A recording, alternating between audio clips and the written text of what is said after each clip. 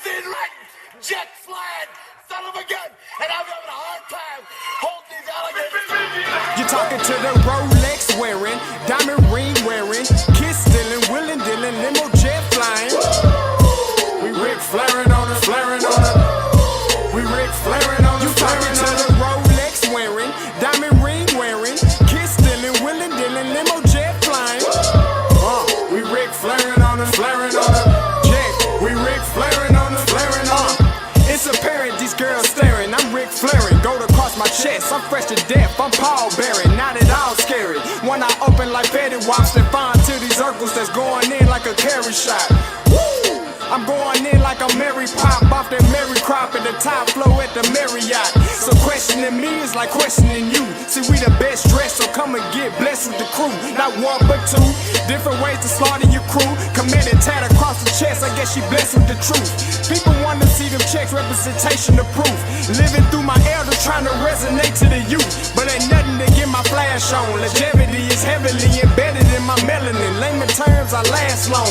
My grind repetitive, I'm smoother than real silk. Lyrical cash cow who can't cry over spilled milk. We in here. You're talking to the Rolex wearing, diamond ring wearing, kiss stealing, willing dealing, limo jet flying.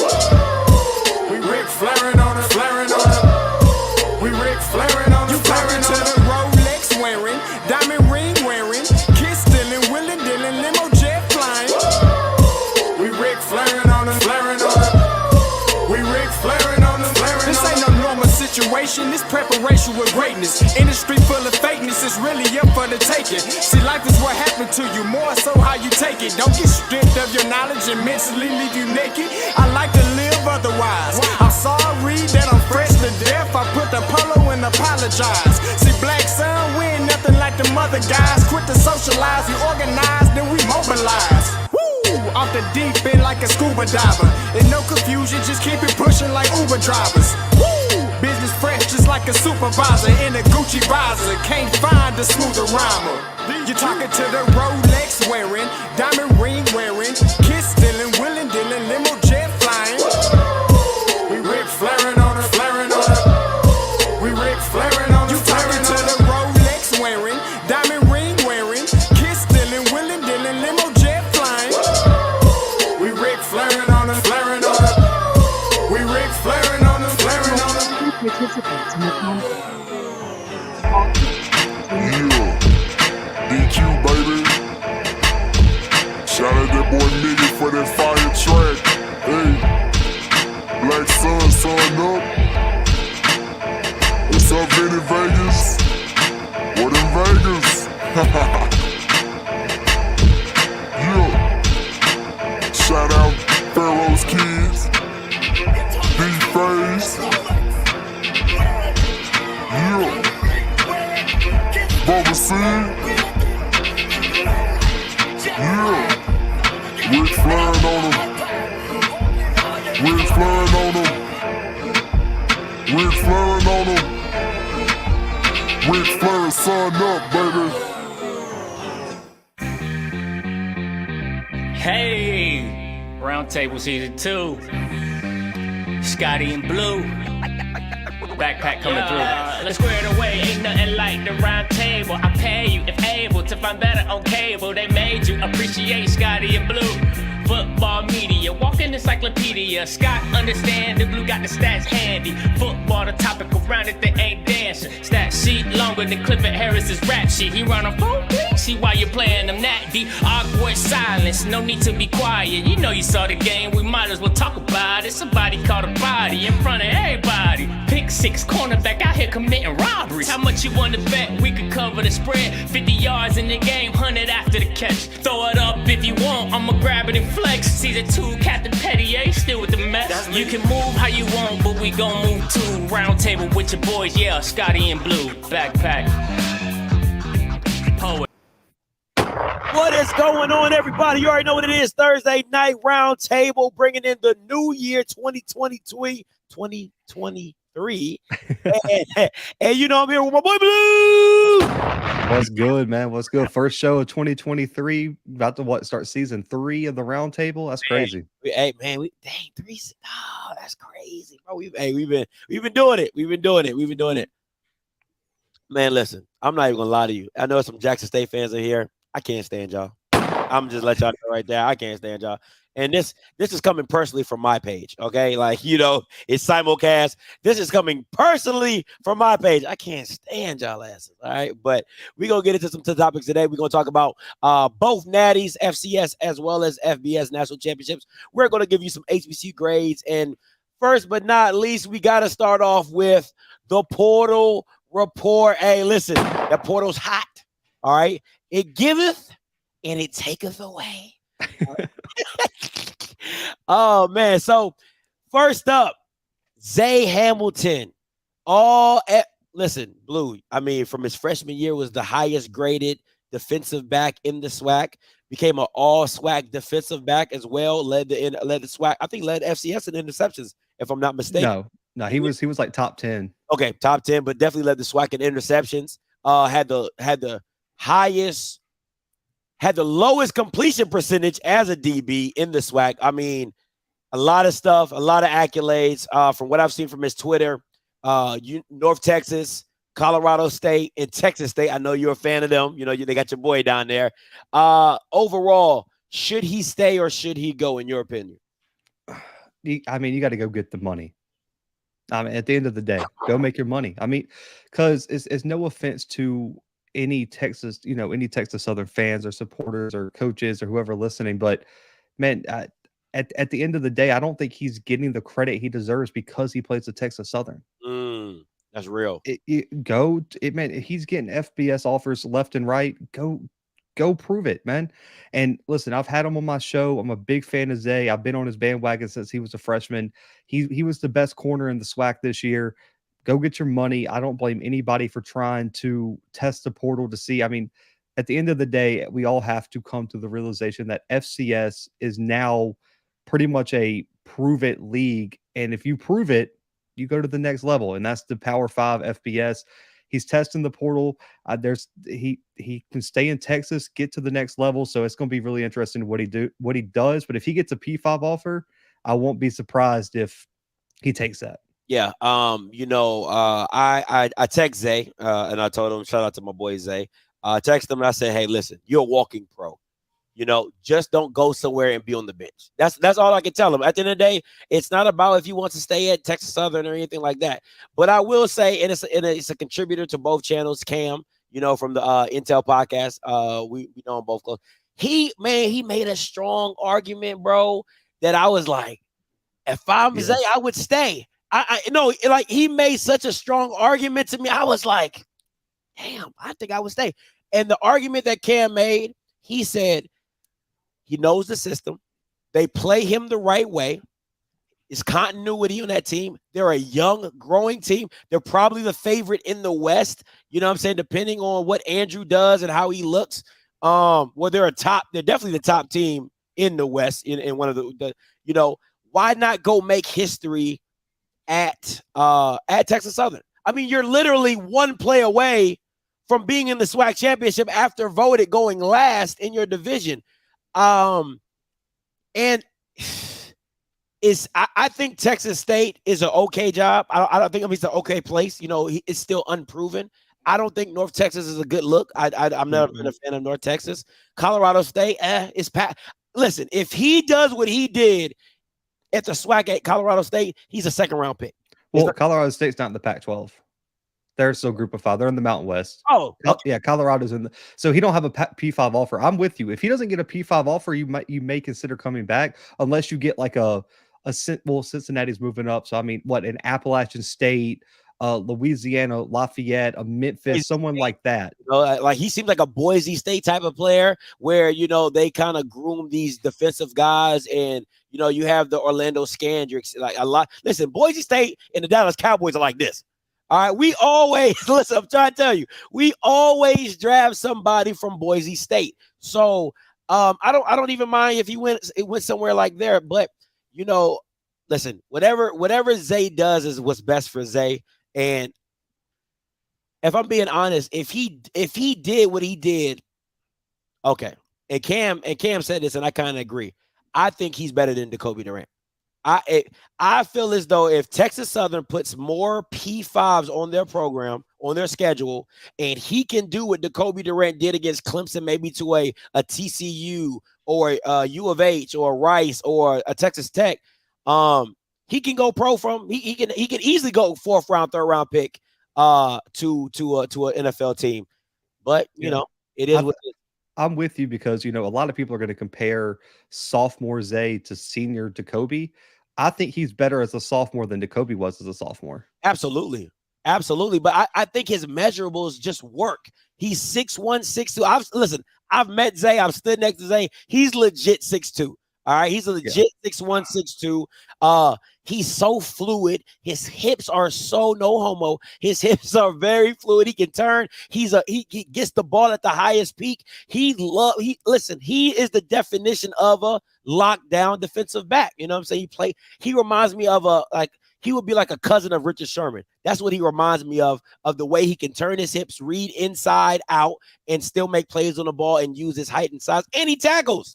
He likes to tackle. So I like it. I like it a lot. I think if he does decide to go P5, man, I think he'd kill it. I just don't want him to go sit on the bench somewhere. That's my only. I don't think he would. I think he's good enough wherever he lands. He's going to be the guy. Yeah, I love it. But shout out to you, Zay. And then also he's a COVID kid, so he's never had the recruiting. He's never had the courting and all that stuff. Man, people love to be wanted. Okay, people love to be wanted. So let him have his experience, even if he does decide to come or doesn't. All right, next up, your boy, man. They got a good one. And listen, that's how you know them power, them ACC teams. He's right down the street, Wake Forest. How do you feel about this, Blue? Hey, like I said, if you can jump up to a top, listen, Wake Forest was in the ACC championship less than a year ago. I mean, this isn't just like a bottom feeder team. They did lose Sam Hartman, who ultimately went to Notre Dame, but man, I think this was a huge move for Jacob Roberts. I think he was a P5 player playing FCS. I think going into next season, if he would have stayed at A&T, he probably would have been an FCS All-American. I think he has all the tools to be successful at Wake Forest. I think he still wanted to stay close to home, and he did that, found his way to a P5 level, and I think this is a good fit for him, and I'm really excited to see what he does at Wake Forest. Absolutely, man. I think it's something about them 13s, man. D. Winters, Jacob Roberts, something about them 13s, man. I don't know. Can't wear that number at linebacker if you're not a dog. That's it. Oh, you know what I'm saying? That's about to be the new dog number at linebacker. If you ain't 13, I don't know what you're doing. So shout out to Jacob Roberts, man. All-American in the Big South, doing his thing. I know, Blue, you've been high on him from the beginning of the season, talked about him a lot. And man, listen, when kids are able to make that jump and go Power 5, man, because that's the dream. I mean, I'm not listen, guys, I'm not putting down HBCUs, but let's be honest, when football players are coming out of college, they want to go to these big time programs because they think they can do it. Like you said, he went to FCS, proved that he's the talent, and now he's moving up to go somewhere else. And shout out to Dre. He said, yeah, he's from Charlotte. So, man, that's a huge move. All right, next up, listen. Woo! Big one right here. Man, listen. And the funny thing is I said if Jackson State gets Jason Brown, it's a different avenue and it's a different beast. And this is a different beast. I don't like his South Carolina tape. I'm going to be honest with you. I'm not a fan of it. His St. Francis tape to me is what made me go, whoo, this kid is different. Once again, it was two things for me that I couldn't trust Jackson on was quarterback and O-line. Now I feel like they have a guy that is a legit play caller. I still don't believe in the offensive line just yet. We'll see where that comes up, but this is a huge pickup for TC and the Jackson State fan. What you got, Blue? Massive. The kid was a baller at St. Francis in the NEC, was second team all-conference selection after his sophomore season, 3,000 yards, 20-plus touchdowns, was a first-team selection going into 2020 before COVID knocked out that season, which ultimately led to his transfer to South Carolina. I do agree, and we've seen this, Scotty, the Cole Kellys, even I really don't think Eric Barrier's game would have translated well to the FBS. There's some guys whose games are more successful at the FCS level at the end of the day, and I think that's what Jason Brown is. He can be a spectacular FCS player, but he wasn't the guy in the SEC, and I think the talent he's going to be playing against in the SWAC is a lot closer to what he was playing at St. Francis than it is what he was playing at South Carolina. Absolutely. There's no Georgias, there's no Tennessees, there's no LSU, there's no Auburns, there's no Alabamas, there's none of that in the SWAC. But you're a lot closer to what you were getting in the NEC, and also the experience matters. Absolutely. All that tape you saw at St. Francis was when he was like 19 as a sophomore, first year starting. So how much has he developed with the coaching that he got while he was at South Carolina and Virginia Tech? He has 1 year of eligibility left. I think he came to take over this job. He sees an opportunity with the wide receiving core to have a huge year. And right now, talent-wise, man, he's a top 3 quarterback in the SWAC right now, in my opinion. Absolutely. That's not even a question. I'll even go top 2. Depending on what we see from Andrew Body coming into his junior year. But just off, listen, if I'm Shane Hooks, I'm staying. I'm not even going to hold you. I'm not even going to lie to you. Shane Hooks, he was on the channel last. If I'm Shane Hooks, I'm staying. You know what I'm saying? Unless you, like you said, unless you get a nice little offer, P5 or whatever, but I'm playing with this kid because, you know, at the end of the day, you need a guy who can make throws, and this kid can make all the throws. Absolutely. So Trevante Rucker should be happy. He should be smiling ear for ear. And I know Quay's in the portal. Kevin left. Who else is there? Tristan Sion, you know, all the kids coming back and things like that. Gents Riley, all these guys should be excited to have a gunslinger like this because I'm telling you right now, I wouldn't have believed in Philip Short. I ain't going to even hold you. I didn't believe I do think it was smart, though, for TC because what happened, I know Philip Hatter, or not Philip Hatter, you got Hatter and then Philip Short.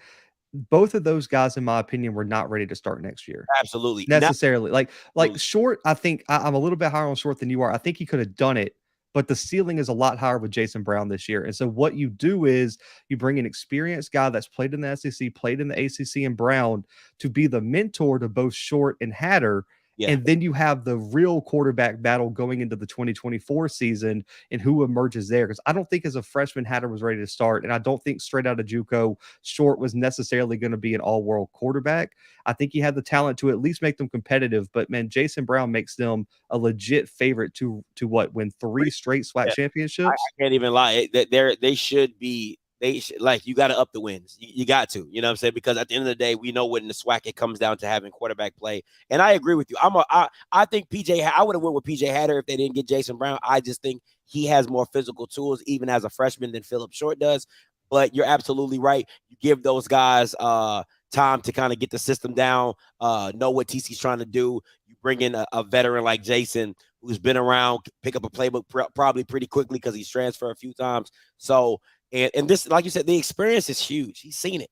I mean, when you've seen it at the SEC level, you've seen it. Okay. So I'm excited. I'm really excited to see what what style of offense they run. And, you know, bringing the co-OC from Liberty, that Malik Willis style, see what that looks like compared with matched up with a Jason Brown going to Jackson. That'll be an interesting fit. I do think Hatter and Short fit the offense better. I talked about that on the episode I just dropped with the commitment. I do think the 2 young guys fit the offense a lot better stylistically of what Marisa is going to want to do. But ultimately, with an experienced guy like Jason Brown, man, you can just take the running aspect out of your playbook, add a little bit more deep shots, add a little bit more in the intermediate game. And then I think that's where he can thrive. I like it. And in the RPO system, he really killed that in St. Francis as well from the tape that I saw as well. All right. Last but not least, listen. Hey, he said it's cold up there in Colorado. He said, I am not. He said it's too cold at the Boulder. Kevin Coleman, former top 50 wide receiver, top 60 wide receiver in the country, just committed to Louisville. Blue, how do you feel about the commitment and how does he fit? I've seen it done. Tyler Hudson just came from Central Arkansas, went up there, was pretty much an all-conference player, is probably going to be drafted. And Kevin Coleman's going to follow right there. I think, but Kevin Coleman's got more eligibility. I think he fits, man. Louisville is a high-flying offense. And also, it is closer to where he's from, technically. You know what I mean? Like, Missouri is not that far from Louisville, so I do think he wanted to play a little bit closer to home, not necessarily go to Colorado. And I said this, after Prime left for Colorado, I thought Travis was going to go. We knew Shador and Shiloh were going. I talked with Kobe on Blitz City. I didn't think Kevin was going to go. I really didn't. I don't think they used Kevin enough. They didn't. And I think that rubbed him the wrong way because he showed in the Celebration Bowl what he could do if he got the targets. He was out there really, really balling out. And so I think it was a perfect fit. They're not afraid to let their wide receivers go eat. And what Louisville has a streak of, if I'm not mistaken, like 3-4 years now where they have like an all-conference wide receiver. They've sent multiple to the league. The next one, of course, is going to be Tyler Hudson. You go back to even Devontae Parker. Kevin Coleman, in my opinion, made a great decision. I mean, listen, the offense definitely fits what he is. It's spread open. I mean, it's spread is wide open. And I just don't think that I agree with it. I don't think there was a focal point to get him the ball in the different ways that you could. Jet sweeps, screen game, just wanting to see the ball in K3's hands. And he listen, he's explosive. He's explosive. You get the ball in his hands, he makes one man miss. Listen, he is a runaway train. You're not going to catch him. Happy for Kevin Coleman, man. Wish he could have stayed at Jackson, see what he could have done there. But listen, you got an opportunity, make the best plays, make the best move you can, and that's the best fit for him. So shout out to him. Shout out to Louisville for making that. And that is your portal report. All right, there's just some hot news in the portal and things like that. Any news that you've seen lately, Blue, that in the portal that you just like, oh, I didn't see that coming, or wow? Boston College apparently has been watching FCS football. They landed Tootin from North Carolina A&T at running back, and they landed all-conference cornerback, 3-time all-conference Alex Washington out of Harvard as well on the defensive side of the football. So 2 big all-conference / all-American in terms of Tootin, headed up to Boston College, man. They're really reloading on both sides of the ball, and they landed 2, in my opinion, 2 of the best at their position in their conference at the FCS level. That's good. That's good. Oh, man, supporting those guys. Hope they do well up there in Boston College. The kid from Harvard was like, hey, I was just at Harvard. It's Boston. Exactly. You know what I'm saying? The grades ain't an issue. No.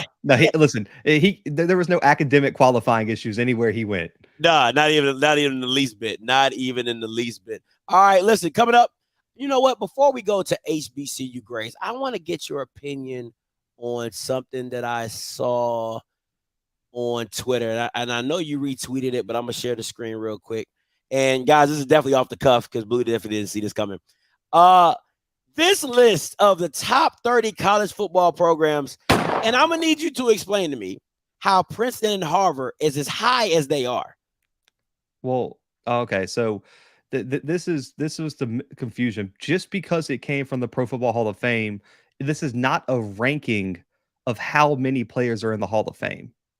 They're taking in all-time wins. They're taking in conference championships. They're taking in national championships. They're taking in Heisman winners, NFL Hall of Famers. Like, it's an overall assessment of what they're doing. But, man, there's a conversation that Yale should be in the top 3, in my opinion.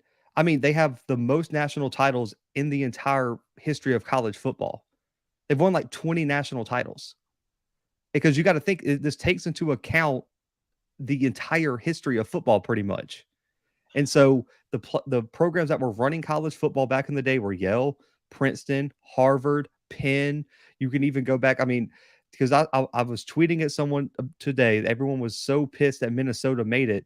Bro, Minnesota was the team of the decade in like the 30s. They won 3 national titles back to back to start out the 40s, had a Heisman winner.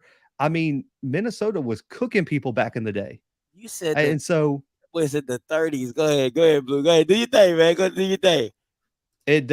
Brian, it doesn't say 30 years. It says the 150 years. That boy cannot read. It says top 30 Jesus Christ programs, 150 years. Okay. But no, like there are some teams that I thought should have been on it that came from the FCS, but the reason you could tell it's not for the Pro Football Hall of Fame in terms of Hall of Famers, because North Dakota State doesn't have any Hall of Famers, but when you look at their program history, they're absolutely top 10 in accomplishments already. So I think the list was fine. There was a few teams that you could switch around. I think Grambling should have been a bit higher. I think FAMU and Jackson State should have got some consideration for being on the list as well. But overall, man, there's nobody who is just like blatantly like, why are they on there? Yeah, I was kind of, but I mean, if we taking it back to the 30s, that kind of makes sense. Yeah.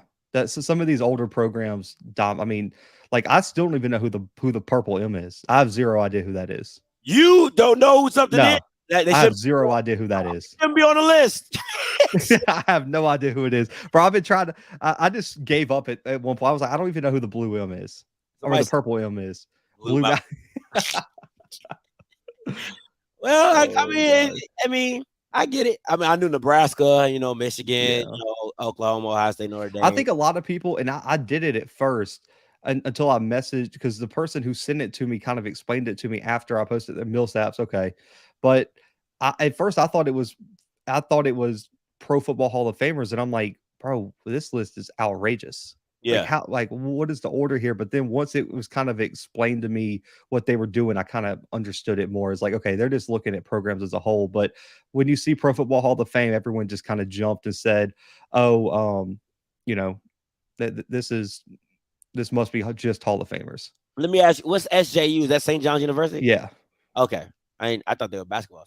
Okay. I do think Mount Union sounds right. Hang on.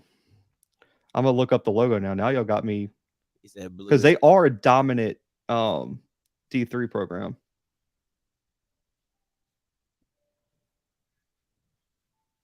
Yep. Everybody's saying it's Mount Union D3 power. Yeah, it is. Shout out to Mount Union, man, making the top 30 of all-time college football programs. Man, that's tough. Bro, they have 33 D3 playoff appearances, a playoff record of 104 and 18, 13 national titles, 33 conference titles, 800 wins in program history, and have almost a 70 win percentage in program history, and 123 D3 All-Americans. Wow. Shout out to them. Shout out. It says Mount Union and Wisconsin Whitewater stay in the Natty game.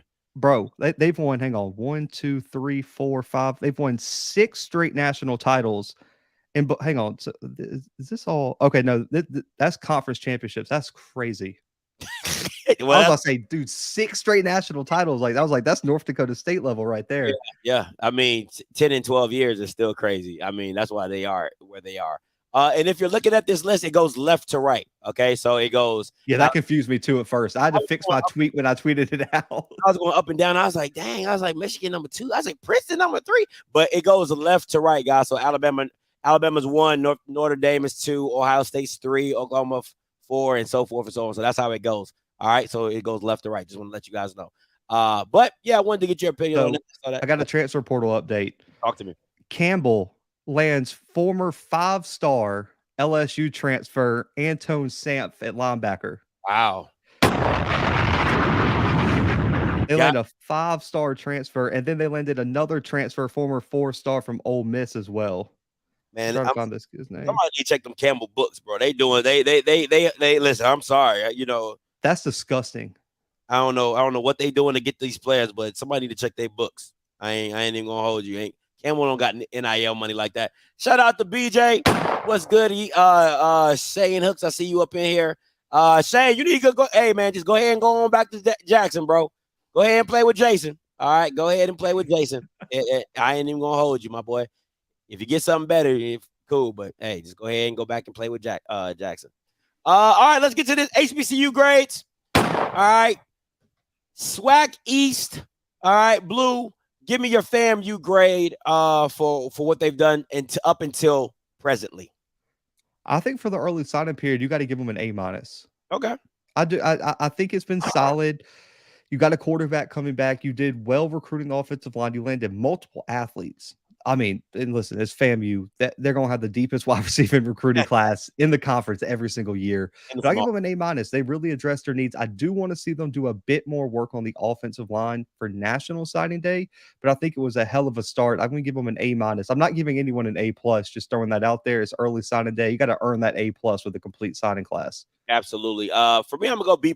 I really want to see what they do D-line wise, right? Replacing Isaiah Land, still, giving General Hunt some help in the inside interior. So I really want to see what they do to replace that. You also have to replace BJ Bowler. I know Kendall Bowler's going to step up in that role as well. But listen, you got to get depth because now you're going to see a lot more 4 or 5 receiver sets in the SWAC. So you got to get depth at DB. And I agree, offensive line is where it's at. And I also, listen, backup quarterback is not a game. Okay, like having a solid backup quarterback is never a game in this league. So I definitely have to give him a B+ on that instant. But I agree with you. Talent galore, running back galore. I don't understand why they're getting all these running backs. Y'all barely run the ball. I don't understand it. But hey, it is what it is. So I'm gonna give them a B+. Going to Bethune-Cookman. Ed Reed hasn't been announced yet. So until then, I'm gonna give him an NA. All right, I'm gonna incomplete for sure. Yeah, give them an incomplete. They haven't really been able to get anything going. I know one person signed, but like they need a lot. Okay, they need a lot to get back to even being a competitive wise. So, but I think the announcement of Ed Reed kept, what's the running back's name? Keyshawn Bird. Sean. It definitely kept him from going in the portal. Definitely kept him from going in the portal. And you just got to save the people that you do have. I think they still have Corey Reed on as a wide receiver as well. So they have little bits and pieces there that they can make it work and going for this. So Alabama State, what you got, Blue? I'll give them a C+. Okay. I think they landed some solid players who I think will develop into starters, but I didn't see the same impact in the transfer portal that we saw last season. Absolutely. And I think that's coming, but I think the early signing period, they landed a handful of signees, but I think they're going to do a majority of their work in the spring. So I'm giving them a C for addressing their needs, but I need to see some more splash additions in the spring before this wraps up. I'm gonna give them a C, a solid C. Nothing too special. They didn't. I mean, you listen. That D line is going to have to get addressed. You're losing Nelson. Listen, I love Bubba. You got to get it back up. Got to get somebody. Got to get another guy in there that just is challenging, competitive. So if Bubba does go down, you have somebody that can replace him. I still think you should be recruiting at the quarterback position. I haven't seen that. I think you need to replace Santo Dunn. I haven't seen that. You need to replace Jeremiah Hickson. I haven't seen that. So there's just some pieces that I feel need to be replaced. And I would like to see them take a next step forward. So for right now, I'm going to give them a solid C. They bring in a quarterback to really compete with D? I think they should. I think listen, man, competition. If you're not up for competition, then you don't need to be in college football. I'm with you on that. But do you think they will, though? No, I don't think they will. And I think that's a mistake. That's why Miles left. You know what I'm saying? I think that's a mistake. So because to me, if you, I don't know, man. I don't know. I'm always a believer in competition. I'm just a believer in competition. I'm with you. So Alabama A&M, listen, y'all Bama's getting a D straight. F. It's just, I'm about to say an F, but the reason I say a D is this: is because you didn't really lose a lot. You know what I'm saying? You lost some. Listen, okay, you lost Abdul, but he didn't play all season, so you didn't. Like I said, so he wasn't He wasn't that impactful for your team anyway. Do you have some holes to fill? Absolutely. So I won't give you an F because you didn't lose a lot, right? It wasn't Jackson State when you had a mass exodus and you're not replacing it with anything. That's completely different. I don't know if I don't know if Dre Terry was a senior, but if he's coming back, good. I think he's coming back. Don't quote me on that because with COVID, man, I still have no idea what's going on with eligibility because there's people who are like 6-year seniors who are coming back. You know what I'm saying? So you got that. I think most of your old line is coming back, if I'm not mistaken. Yes, I think they're losing one guy. It was like their highest rated guy. So you got to replace him. The running back situation is good. You know what I'm saying? If you want to add something to it, you can. Got to get a quarterback for competition purposes. Find a guy. But listen, it's solid. It's a D because, like I said, you didn't lose a lot, but you just need to fill up holes and you need to go. You gotta hit on these guys, man. And the people that they thought they were going to hit on, I don't think passed, but the people that did hit, it was just like, oh, okay, cool. Like the Michigan State running back was like, oh, okay, yeah, he's pretty solid. You know what I'm saying? So they got to get some wide receivers in there. They got to go back to what they've been doing, developing. I mean, Abdul was a walk-on. You know what I'm saying? Hilaire was a preferred walk-on. You know what I'm saying? So they got to go back to developing these guys and finding really, really good really good talent around the area and things like that. So we'll see. I love the coaching staff. Shout out to Coach Ma and everyone that I talked to, but bro, it's an F right now. I got to see some production. I keep it real with even if I got relationships with them, but it's terrible. You're not winning the SWAC with recruiting like that. You just aren't. Even if you got players coming back, like you said, you always got to bring in that next wave of talent, that next wave to push your starters to get even better. And they don't have a quarterback. There's multiple spots in the secondary right now that I do have question marks about. And you still got to bring in depth at the offensive line. If you don't recruit at least 5 offensive linemen every year, I got questions about your stability and your depth. You got to keep bringing in classes to continue the O-line pipeline. That is exactly why all these top programs in the FCS continuously have good offensive lines, because every year they're reloading. That's fair. That's absolutely fair. Now, Valley is an F. Yeah, I mean, I'm gonna say incomplete because they just hired their coach. Okay. Yeah, because they hired their coach about the same time Bethune did. That's fair. That's fair. Okay, yeah, so I'm gonna say incomplete for them. I'll unsatisfactory. I'm gonna hit it with that. Unsatisfactory. That's what I'm gonna hit you with. I did see today they've offered some top transfers from the FCS that posted their offers today. There's a kid from ETSU I saw at linebacker. He came from the same junior college that Nugget did. Okay. Was it Lackawanna? Lackawanna. Yeah. They offered him today, and I saw there was a handful of other ones that posted their Valley offers. I think that coaching staff's just kind of getting the ball rolling.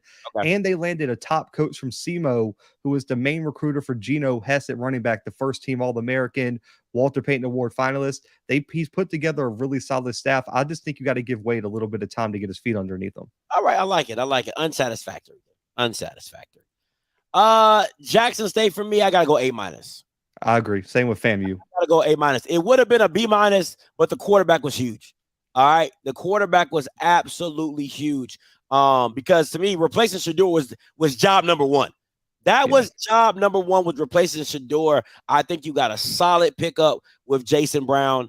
A-, absolutely. Still, and it would have been an A+, but the O-line, all them Bama's projects. Okay. Everybody out there seeing this project. Now, whoever you got coming back, okay, cool. Granted, you lost your top guys to Colorado and everything like that. Defensively, you got to add on to what Niles Gaddy is. You got to Davis is still there. The linebacker, you got to get a whole new linebacking core. Yeah, the linebacking core is my biggest question for Jackson. The O-line and the linebacking core are my 2 biggest questions for Jackson State. So you got to go there. And then listen, if we're being honest, a lot of those DBs that y'all got did not play. Like they might be talented. A lot of you got the DBs you got coming back did not play, right? So I mean, I'm talking about start. Like you still had Nugget. I know is Wiggins. I think Wiggins stayed. Beasley stayed. Beasley wasn't a major factor in that system. You got some new safeties that you can figure out. So however that looks, however they piece it together. But to me, replacing Shador was huge. I think JB is definitely a great, I won't say upgrade, it's still Shador, but it's definitely a good spot to be in, having a solid veteran at the quarterback position. Oh, Beasley went to Colorado. Oh, well, didn't he go? You know what I'm saying? So I still think A-. I think, like I said, that's the highest grade I'm giving any team, because I'm not giving A+ out till February. Now that I'm talking about it, I'm gonna have to go B+, because they like there's a lot of holes. Like when I'm like as I talk it out, I'm like, damn, man. No linebackers, no real safeties. I'm giving they just landed landed a safety from ULM tonight. Like I think it just happened like 2 or 3 minutes ago. I'm about to say, yeah, it happened while we were live. Yeah, Keedrain Callahan just committed to Jackson State. He plays safety for ULM. All right, so yeah, I'm gonna still go. I'm gonna go like 88. If I'm giving a no, I'm gonna go 88. It's real close to an A. Real close to an A. And they landed the kid.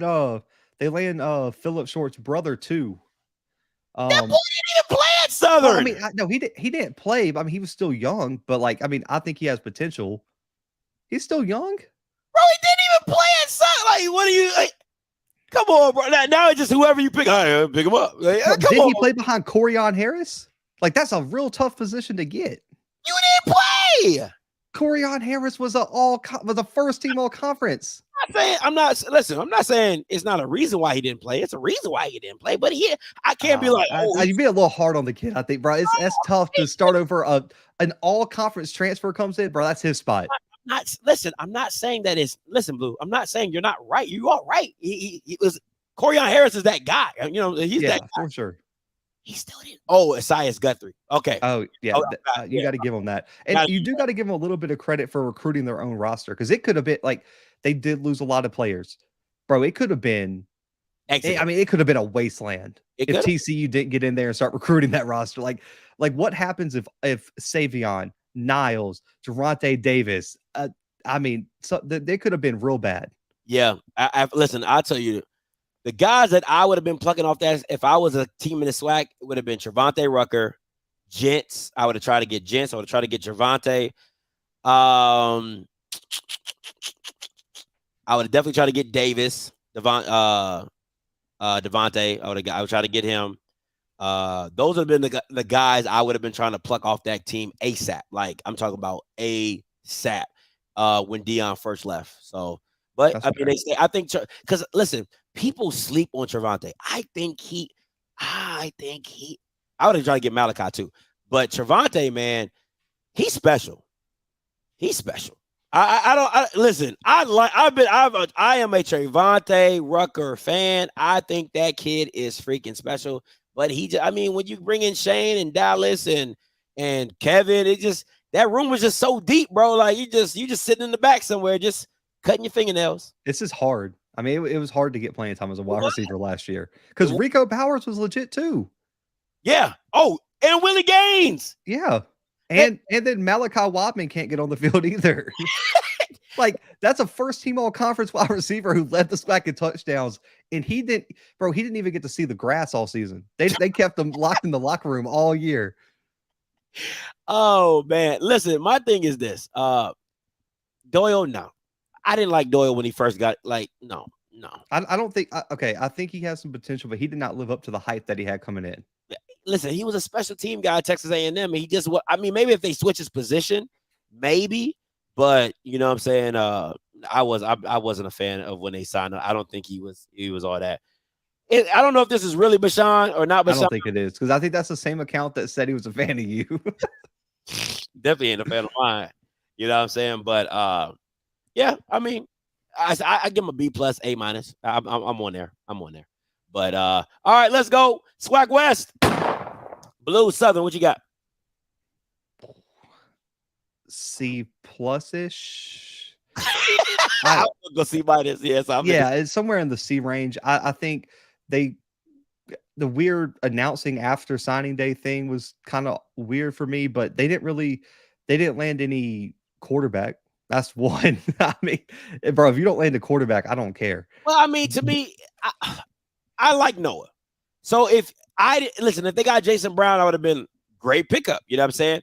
I think that I really believe Noah could be the guy. I really do. 6'5", can make all the throws. The only issue, even when he was at Grambling, he was good. His balls would sail. They were always high when he threw it. So I think Noah Bowden can really be that guy for Southern, but that's just me personally. But go ahead.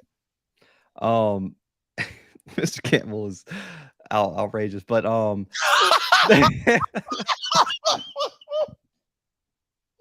I just saw that. I didn't even. Oh my gosh. Dead. But no, I don't think Southern had any major additions. I think they landed a handful of guys, but I need to see the Corian Harris additions, like that level, the Bowie State guys that they landed.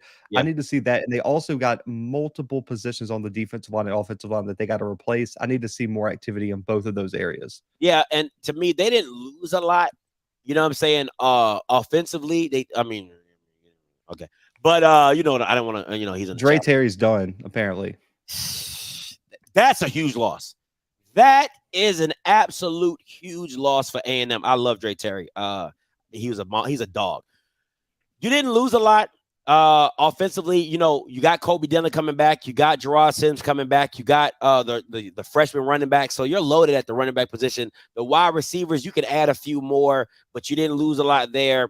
DBs, you still got Jordan coming back. You still got the other guy from Bowie State still there if he doesn't go into the portal, because I don't think he played too much. But I agree with you. You need a Corian Harris. You need to replace Jason Dumas. He wasn't very impactful for you this year, but you need to replace a Jason Dumas. And honestly, you need to get another either Cam Peterson or a big body guy at the defensive end. Trey Lang is just too light for me. I'm sorry. Like, I've seen it. He's just a little too light for me. So I need somebody big like Cam Peterson to really hold down that defensive edge and really make an impact on that side of the ball. Your linebackers were not really impactful last year. You got to get better linebackers. So yeah, I'm gonna give a C-. I'm gonna give C-. And now listen, I'm gonna say this. Everybody was crying and bitching and moaning that Dooley was that guy. He better be that guy this year, because he recruiting Louisiana. I ain't seen nothing.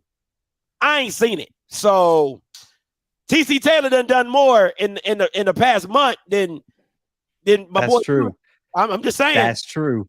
I'm just saying. TC Taylor compared to Dooley's first recruiting class is outrageous. All right, I'm just saying. I'm with you on that. That's all I'm saying. So I want to let that be known. And I really think, I ain't gonna lie, a lot of you Jack State fans, you might not like Dion, but I know them facilities is what's making these kids stay, because that locker room is legit. All right, that locker room. Nah, Dumas wasn't that guy this year. I ain't even gonna hold you. He wasn't that guy. Somebody told me he was coming off a shoulder injury.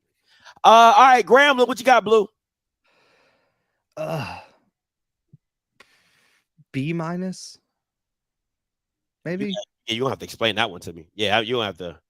I need to know. Well, what you got? You giving like an F? C. I said B-. That's like half a grade above. I kind of gave them the excuse, kind of like you did for Alabama A&M, where I mean, they really didn't lose a lot. They really didn't need anybody. Yeah. I mean, bro, like outside of what Anderson and for some reason Maurice, I mean, pretty much the whole roster is coming back. Yeah, that's fair. Quarterback, you got to get a quarterback. Yeah. Quarterback's my biggest thing. That's why I didn't move them any higher. But I mean, I think they did a good job of filling in the little bit of holes that they had outside of quarterback. But really and truly, a lot of the top contributors are coming. That's fair. No, you're right. I know I talked to somebody from Grambling. They said they lost 2 people from that team last year. And Rash is coming back. Yep. You know what I'm saying? They got a lot of freshmen last year that didn't play. And they got Miles. Oh, I forgot. Oh, thank you. So yeah, I'm gonna have to go B-. I'm gonna have to go B-. I forgot about Miles. I did forget about Miles. I'm gonna have to go B- with that one. I love that pickup. I think that's an app. To me, that's a day one starter. That's just my personal opinion. I still think I think Hugh wants to bring in a young guy behind them too. Yeah.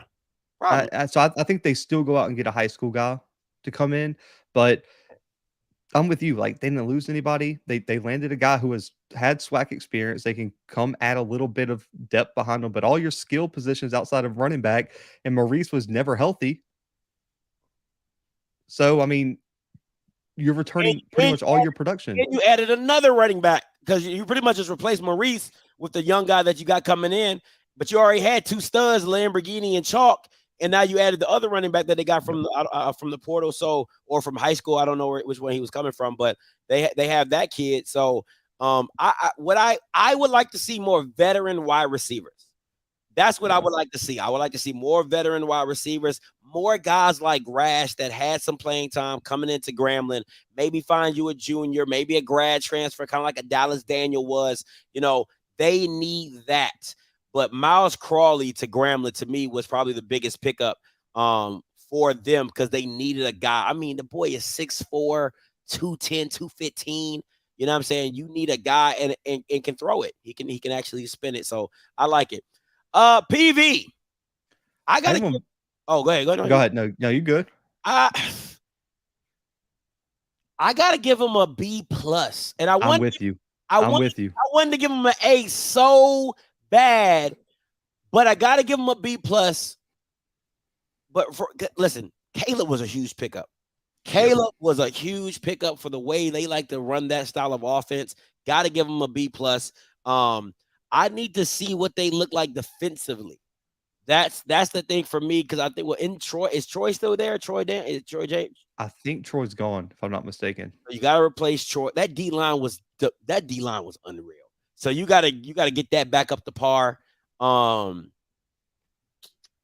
Yeah, They did a good work in the JUCO level too, because the D lineman that I was thinking of, I had to look up his name, Tavon Alexander out of Kilgore Junior College, 6'4", 290. Jesus Christ. Coming in, and the kid's film looks on point. And then on top of that, you got, like you said, Caleb Johnson to add on to what you already have offensively. And that offensive line is pretty much all coming back. I think PV did everything they needed. They signed one of the, I think, more complete classes in the SWAC right now. Yeah, I'm looking at some other stuff that they got. Got a wide receiver, 6'3" from Mount Sac, 215. What else they got? You got Caleb Johnson. They got a DB. I mean, listen, they got some guys. They got an old lineman. He's a little thin, 6'6", 255, a little thin. You can probably turn him into a tight end if probably. Got a tight end, 6'3" guy out of Tyler Junior College, 240. You know what I'm saying? So, but really, honestly, what they need is to see if Terrion Conley takes that next step. If they can get Terrion Conley to take the next step, and from what I'm hearing is from what I'm hearing is that they want the playbook to open up more for Conley. They have to.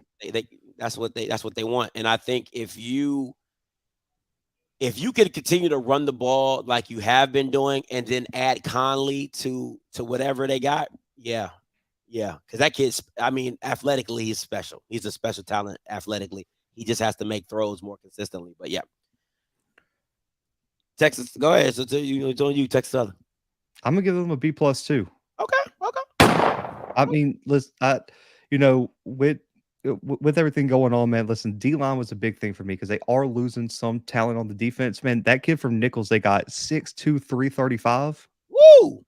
Stick him inside with what they already got at D-tackle. That's some serious size based on what Texas Southern was really bringing. They also upgraded the wide receiver spot. That was a big thing, man. There was too many times there. Andrew was in the pocket. He's trying to make a play, and nobody was off the line of scrimmage. I mean, they could not get open to save their lives at times. Yeah. And so that was a huge issue. They needed some guys who could stretch the field. I really do think losing, what was it? They had two senior wide receivers, 2 years ago? It was a kid from LSU, Keelan. Yeah. There was Keelan and then the kid from LSU. Both of those guys were gone. And Jalen got hurt. He tore his AC. Yeah. So Jalen got hurt, yeah. And so, man, he just needed some help at wide receiver. They landed, I think, 2 or 3 different wide receivers, brought in some depth at running back, added some size on the line of scrimmage. Man, I think Texas Southern did a solid job. And what they did, too, with Andrew, we all know about the injury at the end of last season. They brought in a guy just in case, and they also brought in a freshman to develop. Because now Andrew's getting into his junior year. You have to have a freshman behind him that is coming up next. So I think McKinley addressed all his needs. They didn't have a splash landing really and truly in terms of wide receiver, defensive line, or offensive line. He's still got to replace Drake Centers. But I think McKinley did his thing. Give him a B+ for early signing day. Hey, listen, as long as you got Andrew Body, it's A for me. Okay? As long as you got Andrew Body, it's A for me. No, I'm kidding. I'm not, but I am. But oh man, just a little bit. But no, I'm gonna go B. I'm gonna go a solid B. And the reason is like, once again, they didn't lose a lot of people. They are a very, very young team. Listen, if Zay leaves, that's the hugest. Listen, that is a huge gap that you have to fill. Because listen, I watched the Alcorn game. Yes, the guy returned that pick 6 that was not Zay, but they was picking on that dude. Okay. They were picking on that dude, and most times, 9 times out of 10, they threw to a side that was not Zay. You know what I'm saying? So if Zay does not come back, that is a huge hole that you have to fill on that defensive side of the ball. Because he literally takes his side of the field away. Literally. I mean, like, yeah. I mean, Alcorn threw at him one time and scored a touchdown, but they also threw at him again, and he got a pick as well. So both sides. So we'll see. But nah, I'm a solid B. I'm a solid B type of guy. The D-line needs to get better. You lose to Monteria Anderson. I don't think I think D tackle's fine. Edge is my concern. yes. They got no pass rushers. No, none. DeMontario Lee, he left. I mean, granted, he wasn't the worst, but he wasn't the best. You got to get a guy that can make an impact, and preferably go get you a guy who's played at a high level. Like, go get you a JUCO guy, go get you a transfer type of guy, go get you a grad transfer. You got to go get somebody who's produced. And They need a Michael Badajo again. Losing him was huge Yeah, 2 yeah. years ago. absolutely. So you need somebody like that to come in and really wreck shop for you guys. UAPB, incomplete. You know what I'm saying? They like we since Yeah, we new coach, New coach. incomplete. unsatisfactory, whatever. Alcorn, I gotta give them an A-. I do too. I I'm with you. Listen, They're there. I don't know how he does it. I don't know what Coach Fred, both Coach Freds be doing down there at Alcorn. But man, you gotta get them dudes an A-, man. Gotta get them dudes an A-. They keep a lot of the guys. You lose Cherilus, you keep Malachi. Most of all your D line is coming back, other than Cherilus. Running back is all coming back. You got to replace CJ Bowler. He was a senior. He's gone. Got to replace him. You got an IMG guy from the 3-star guy from IMG. So, and then you got Tyler Macon, you know what I'm saying, from Missouri. Fits your system perfectly of what you're trying to do. Man, listen, I got to give them Bama's an A-, man. Absolutely. I'm Got with you. A-. And they address special teams. Oh, what, they brought in like 2 kickers? Yeah, they brought in like 2 kickers and a punter. I mean, no chances taken. And like you said, they brought in a guy who, listen, they got Tyler Macon. Allen's coming off an injury. They're going to have a legit quarterback battle. A lot of your wide receiving core outside of Bowler's coming back. The offensive line's mostly intact. They did add a handful of offensive linemen with some nice size. And on top of that, they got a defensive line transfer from Southeastern Louisiana. They got some guys at linebacker who can come in and fit next to Terrence Ellis, who is legit, in my opinion. That kid can ball out. And so I think Alcorn did exactly what they needed. And McNair, I think he has his eyes to get back to the SWAC championship game.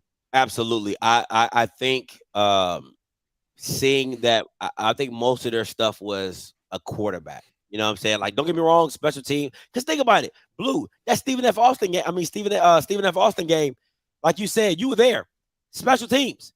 You know what I'm saying? And you could have built off of a win like that and just kind of, propelled you into, and then, you got Agent Zero coming back, which is a huge, listen. That's disgusting.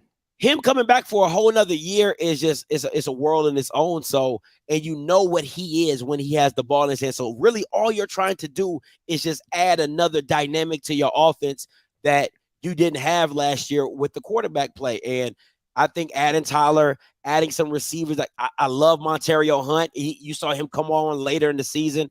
If you could add another guy like that, maybe a slot shifty guy and another guy to go get the ball, man, this offense could be something. Because they're going to run it. That's what they're going to run it. So it could be something special, man. It really could. I think the quarterback was the most important, because what's going to happen early in the season is people aren't going to let Agent Zero beat them. They're going to put 8 in the box, and whoever starts at quarterback is going to have some opportunities to have one-on-one on the outside. He's got to be able to make the throws. If you can't keep defenses honest, you're in trouble, because you're going to run into exactly what Southern had, where now you're very, very one-dimensional at times. Very. Absolutely very. All right, let's go into the Elite Six. All right. Let's go backwards to 4. South that nigga be quiet. South Carolina State, what you got? C? Yeah, I was going C-, so we in the same boat. Yeah, like they landed a handful of guys, but no one really stuck out to me. Yeah, and listen, you're replacing a lot. BJ Davis is gone. You need a quarterback. Running back is a by committee kind of job, so I'm gonna let you rock with that. You got to replace Shaq. Listen. There's a lot of things in this team that has to get fixed, and you got. I don't know. I think was it Jablonski? Is he gone? I think so. I think he's gone too. Oh, that's a lot. Jablonski, BJ, Shaq. There's a lot of things that you got to replace. And the way South Carolina State, 9 times out of 10, the way they recruit is through high school. they're more of a development top style. You know, they don't really hit the transfer portal that hard. So you're going to have a lot of young guys that they're going to have to groom into positions. Yeah. And hoping other guys can step up. Yeah, and hoping other guys can step up. So we'll see what it is. Defending champs. What you got? B-. I think the guys they landed were legit. Like, we watched the film of the O lineman. He's going to be good. Yeah, he was. And everyone that I watched film that they landed looks like they could be a contributor. But I'm giving them. I can't give them any higher than a B- because I did talk to offensive coordinator Matt Leone. He said probably 75% of their class is coming in the spring. So they only signed a handful of guys due to the small numbers. I can't go any higher than a B-, but I do think the guys they landed were quality guys that filled important roles, especially now with the loss of Robert Mitchell and the transfer as well of Corey Bullock. You had to get some O-line depth in there, and they did. For me, I got to give them a B. And the reason I give them a B is, listen, when you got your returning quarterback, you know what I'm saying, returning most of your offensive line except the guy that went and just jumped in the portal, Corey Bullock. Was it Bullock that jumped in the portal? Yeah, Bullock. Yeah, Bullock. You know, so you got to replace him. But I listen. Your quarterback's coming back. Your Latrell Colliers coming back. Like, the guys that you depend. I mean, your receiver core is coming back. Like, you didn't lose a lot. You know what I'm saying? The core of your team is still there. So you just got to plug and play a few pieces here and there that you feel like it can be impactful. So I'm good with what they have. I mean, you can run it back with what you have. There's nothing wrong with it. And your guy's just going to take another step forward at the quarterback position. I mean, he just won a championship. He's just going to take another step forward, hopefully. So I'm on that. So I'm going to just give him a solid B. And I think it's a solid because most of the team is coming back. Howard. I'm going to give them a B+. I think they landed some solid additions. They had 2 big offensive line additions. I mean, man, the side, I don't know where they're finding these O-linemen at Howard. Yeah. I don't know where they're recruiting them from, but they're getting some legit size. They added some really solid skill players. But again, man, I don't, outside of what Broken Burr and Dankwa and the one wide receiver, I mean, a lot of that team's coming back.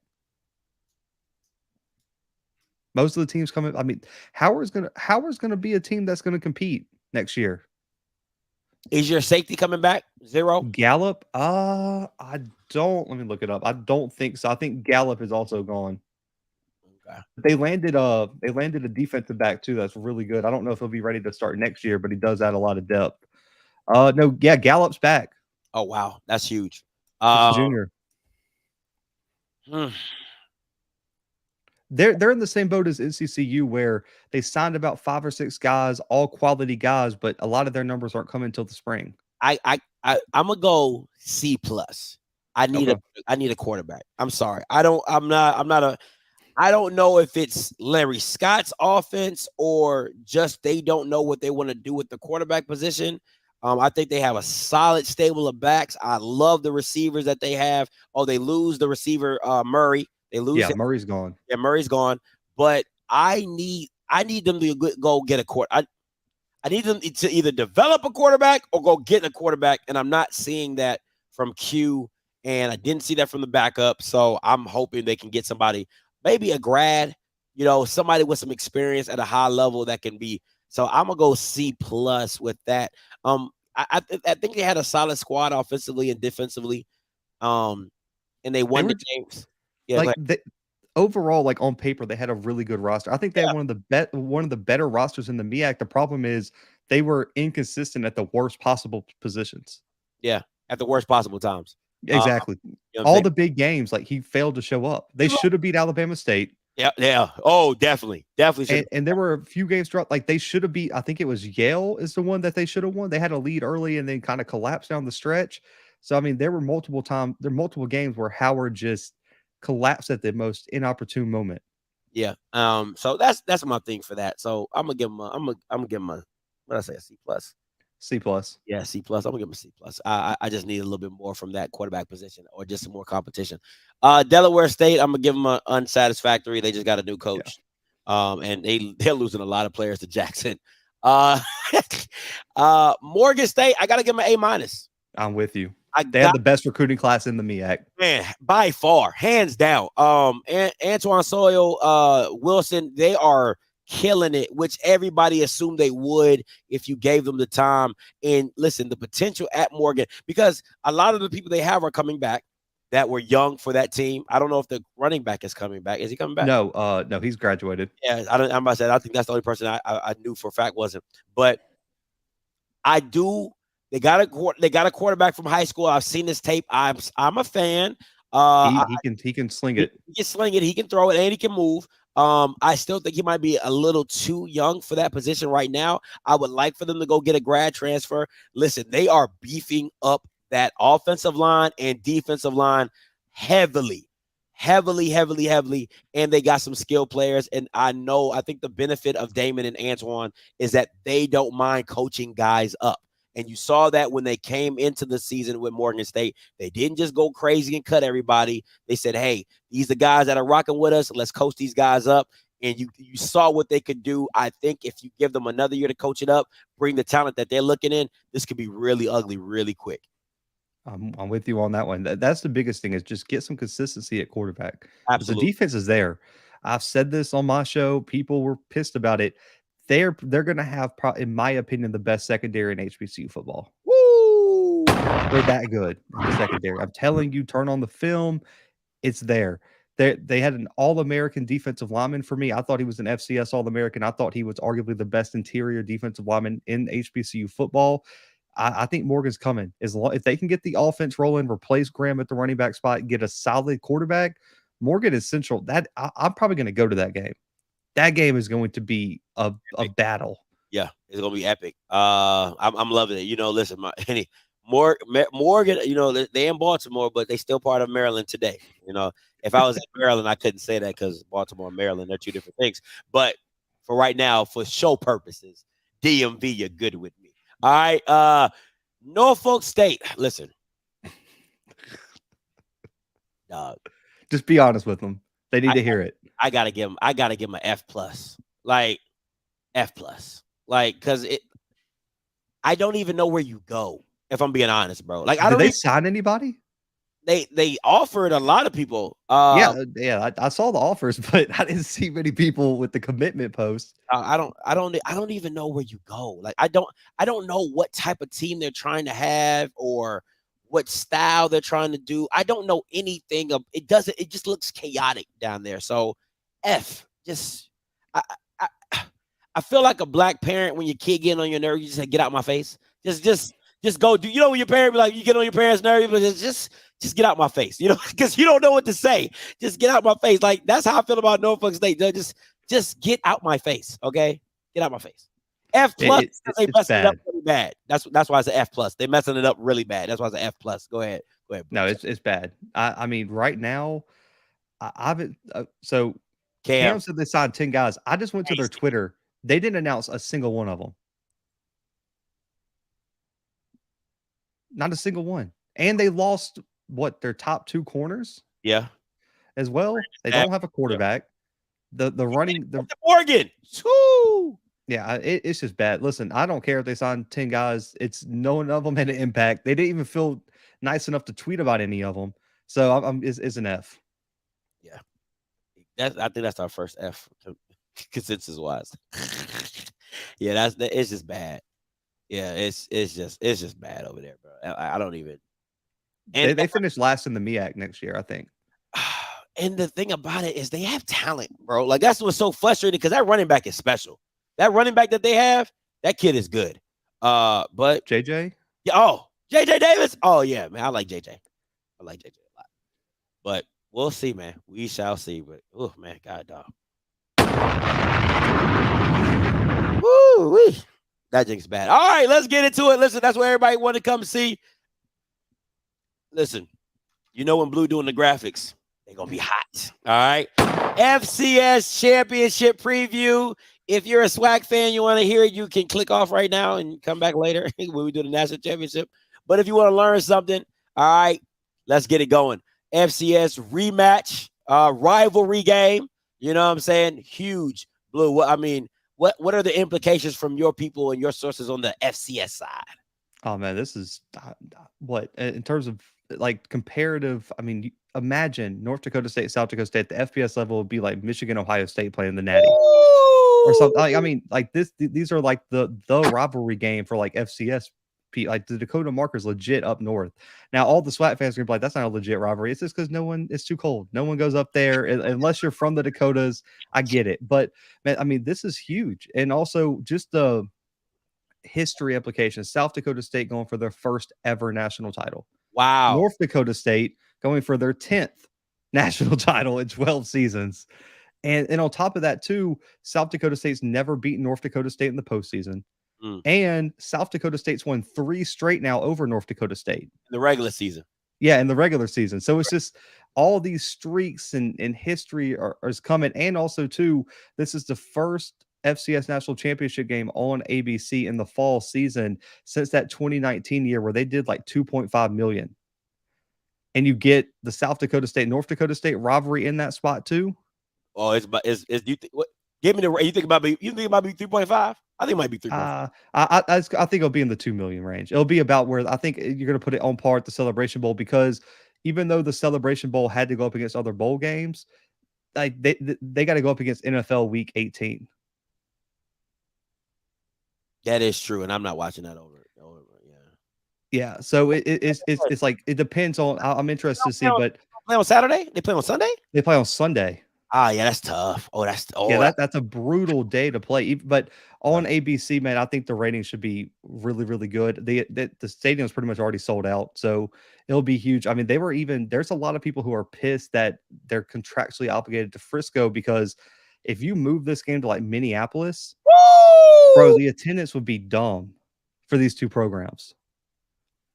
It would be stupid, because you got to think, bro, like the travel from Jackson to Atlanta and North Carolina Central to Atlanta is a lot easier than North Dakota State all the way to Frisco, Texas, and then South Dakota State all the way there. So, man, I'm excited for this game overall. I think they've experienced some low points, but they're arguably two of the best teams in FCS all year, man. And it's just perfect that if South Dakota State gets their first title, it's against North Dakota State. I'm loving it. I'm gonna be locked in because my Cowboys, we're gonna beat the Commanders. So I ain't even tripping off that. All right. These are some tails of the tape stats. As you can see, North Dakota State leads in scoring offense, total offense, rushing offense. South Dakota State leads in passing offense, scoring defense, total defense. Surprisingly, I'm actually surprised. I thought North Dakota State would be. I thought it would be flipped on like offense and defense. Well, so North Dakota State runs the ball really efficiently, but South Dakota State's very balanced. I would say they have a lot, because Cam Miller, bro, he went 1 for 12 for 5 yards against Incarnate Word. I thought, because I'm watching some tape, because I gotta cram, I gotta keep up with you, and I'm looking at this Q like I'm not a fan. Like I'm not impressed. I like, what is his name, Gronkowski or Graniski? Gronkowski. Oh, that's their brother at the. No. They're not related. Okay. I like it. I like him as a quarterback. The South Dakota State quarterback. He's a baller. I like him. He could play. You know what I'm saying? He spins out too much for me though. He needs to stop that. He got to chill out. He does them pirouettes way too much. But I like him. I like him a lot. Cam Miller, I wasn't a fan. I ain't gonna lie to you. But go ahead. He's up and down. Like, now he did have a really good game against South Dakota State in the first matchup. He did. That was probably one of his better games of the year. But what makes South Dakota State so good, man? And we'll talk about it in a little bit, but they probably got the best D-line duo in the country. Wow. And their linebacking unit is outrageous. And when you got good defensive tackles and elite linebackers, that's a horrible combination for any team that you face. I mean, really and truly, because the D tackles are going to take up space, have to have double, triple teams, and those linebackers are coming straight up field and they're taking heads off. And Adam Bach is an All-American, would have been an All-American if he didn't get hurt, but I think stylistically, with styles always make fights, South Dakota State built their team to beat North Dakota State. I like it. I'm loving it. And going into what we were just talking about, Mark Gronkowski, Cam Miller. Listen, from what I've seen, Blue, on tape, they're not asking Cam to do a lot, right? No. It's handoff, play action, hit the open man. Like that's what it looks like to me. Gronkowski, it seems like I've seen them go 4 wide. I've seen them spread the ball out, him throw it around a little bit and still hand it to that bad man, Isaiah Davis and Amar Johnson. Dog. I love Amar Johnson. I think Yes. Amar Johnson, he's a great change of pace back, like different. Okay. So I like that balance that they have. What do you got? Yeah, I mean, listen, I think Gronkowski offers more options than what you can do with your offense than Cam Miller does. I think he's a lot more consistent, a lot more accurate, and his arm is a lot better than what Cam can offer. They don't ask Cam to do much, but the stats show and the film shows that when they do take deep shots, he can do it. Do it. He's effective with it. But what happened with North Dakota State is they had a lot of injuries and also transfers at the wide receiver spot. Outside of Zach Mathis, they really don't have that guy. And they really don't have that guy at tight end this year that they normally do. But South Dakota State's got 2 All-American tight ends. And so I think that's what North Dakota State's really been missing in their passing attack is that elite tight end. I like it. Use your keys to the game, Blue. What you got? Yeah, South Dakota State, you got to establish a rushing attack. Give Isaiah the ball. Give Johnson the ball and just let them run the football down North Dakota State's throat. The one weakness for North Dakota State is they've had the worst run defense they've had in about 5 years. Wow. Run the football. Isaiah Davis had a huge game against them, was really the key to winning that game. Also, if you're going to pick your poison, make Cam Miller beat you. Don't let them run the football on you. Say, I need Cam Miller to throw for 303 touchdowns. And if we lose that way, I can live with it. Yep, absolutely. Make him beat you. For North Dakota State, they were dominated in third down efficiency and time of possession in the first matchup, and it really cost them. You have to win those 2 statistical categories. And the defensive line, Spencer Wagee and the rest of those guys, they have to get in the backfield and cause chaos. South Dakota State has a real offensive line. They're dogs. You got to get in the backfield and get pressure on Mark and stop Isaiah Davis from coming downhill, because once he hits the hole coming downhill, there's no stopping him. That dude's he's like a bowling ball with feet. That dude is hard to bring down. I mean, he did a touchdown run. It looked like people were just bouncing off of him, and he's stiff arming him and just ran right into the end zone. Absolutely. He's averaging like 6 yards per carry this year, and it's bringing down his career average like significantly. He came into the year averaging like 9 yards per carry for his entire career. That's wild. The kid is good. And speak of the devil, Isaiah Davis as key offensive players to watch, and Jackson Jenkins. Am I saying that right? Yankee. Oh, listen, I saw a couple. The twins. Oh yeah. This kid can move. This kid got some giddy up. Okay, but go ahead. BJ loves him. Ask BJ about the Yankee twins. BJ Jones is a Yankee twin fan. But anyway, we've talked about Isaiah Davis. At 114, a touchdown, averaged 8 yards per carry in the first matchup against North Dakota State. But the Yankee twins are different, man. I like Jackson a little bit more. He really works the intermediate game really well. He's already got 200 yards, 2 touchdowns in just the 3 playoff games. His twin brother's also on the team. But here's the X factor too. I didn't even put this on the slide. All-American tight end Tucker Kraft was hurt the first matchup when these teams faced off in October. He's back, and he really is a vertical threat and a huge blocking threat for South Dakota State. And if North Dakota State stacks the box, do not be surprised if Tucker Kraft gets some one-on-one matchups against some safeties, and he's going to abuse them. Oh man, it's crazy. All right, you got your defensive players to watch. Man, the best D-line duo in the country, bro. Especially defensive tackle. Both of these guys are animals. 14.5 tackles for loss, 7 sacks for Winkleman. While Caleb Sanders, don't look at the box score. Go watch the film. This dude takes up so much space and is just an animal. I mean, against Montana State, they came in averaging 350 yards per game on the ground. They held Montana State to 1.6 yards per carry and 60 total yards. And Winkleman and Sanders, they didn't load the box score, but there was no chance for Isaiah Afonso and Tommy Millott and that team to get off. Both of these guys have been absolute animals. They face a really great offensive line for North Dakota State, but Winkleman and Sanders, if they play to their full potential, South Dakota State's going to have a hell of a shot at winning this game. I like it. North Dakota State, who you got? Kobe Johnson and Cody Mock. That's your boy. Yep. Kobe Johnson, listen, a big reason why North Dakota State's the underdog is injuries. They're missing their All-American fullback, Hunter Lipke, who had 3 rushing touchdowns last national championship. And also Tamarick Williams, a transfer from SMU, is also questionable. He led the team in rushing this year.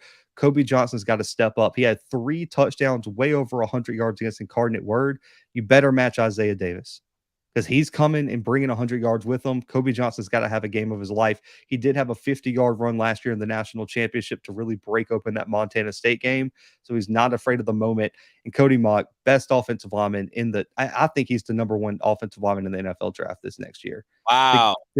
The guy is just that good. Like let me try to find screw the stats on there, bro. I put together his full resume on Twitter just to show people how dominant he really was. So for his career, 2,400 career snaps played, 61 games of experience, only 2 sacks allowed, was the 3rd highest graded offensive lineman in the entire country at any level of college football. Wow. 2-time All-American, 4-time national championship. The accolades speak for themselves. And also, Scotty, I always talk about consistency on the offensive line. Cody Mock plays next to Nash Jensen, who's getting ready to play, and I believe in his 70th game of his career. So you have 130 games of experience on the left side of that offensive line. And when you look at Kobe Johnson's stats rushing off the left side, people wonder why he has 20 explosive runs and averages 8 yards per carry.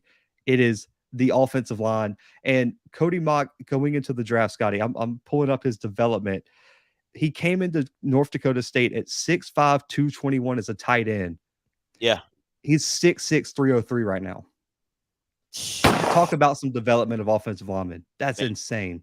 That's crazy. But I mean, when you get a kid like that who play tight end, who can move, who can, he's mobile, guy has probably gonna have good feet, gotta have good feet to play tight end at a high level of D1. But man, to convince a kid to go from tight end to offensive line, you got to really trust the development of the coaches, man. Shout out to what they're doing down there in North Dakota State. All right, what you got? Defensive. Dawson Weber, Spencer Wagey, man.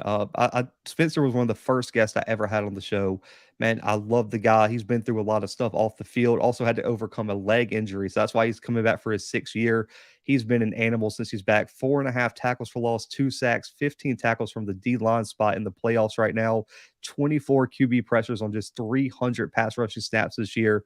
While Dawson Weber, 2 picks, 7 tackles against Incarnate Word. Also that big fumble recovery. He plays all over the field. His range as a safety is insane. If you leave that ball in the air just a little bit too long, he's breaking on it. He's getting there and he's making a play on it. Both of these guys are playmakers. You have to match the playmaking ability on the offensive side of the ball for South Dakota State with some defensive guys. Due to injuries, Weber and Wagey are going to be 2 guys that have to play one of their best games of their career. And both of these guys have been All-Americans. So the level that they can play at is elite. I love it. All right. Before we get to the scores and picks, I want to show you guys 2 plays that I watched from the earlier game, and I just want to show you what they do, because to me this is true smash mouth football. True smash mouth. Listen, we running it. They know we running it. We running it, and we go come downhill with it. I want you guys. Okay, if you look in the middle, you see the center, but watch the guard pull. They're doing a counter. I've never seen a counter outside. Like, that's what this is called, right? Block down, got a pulling guard. It should be a counter or kick out, or however you want to look at it. They have a guy coming outside. They got a lead fullback with the fullback, Lumpke, and then bam, QB draw right into the end zone.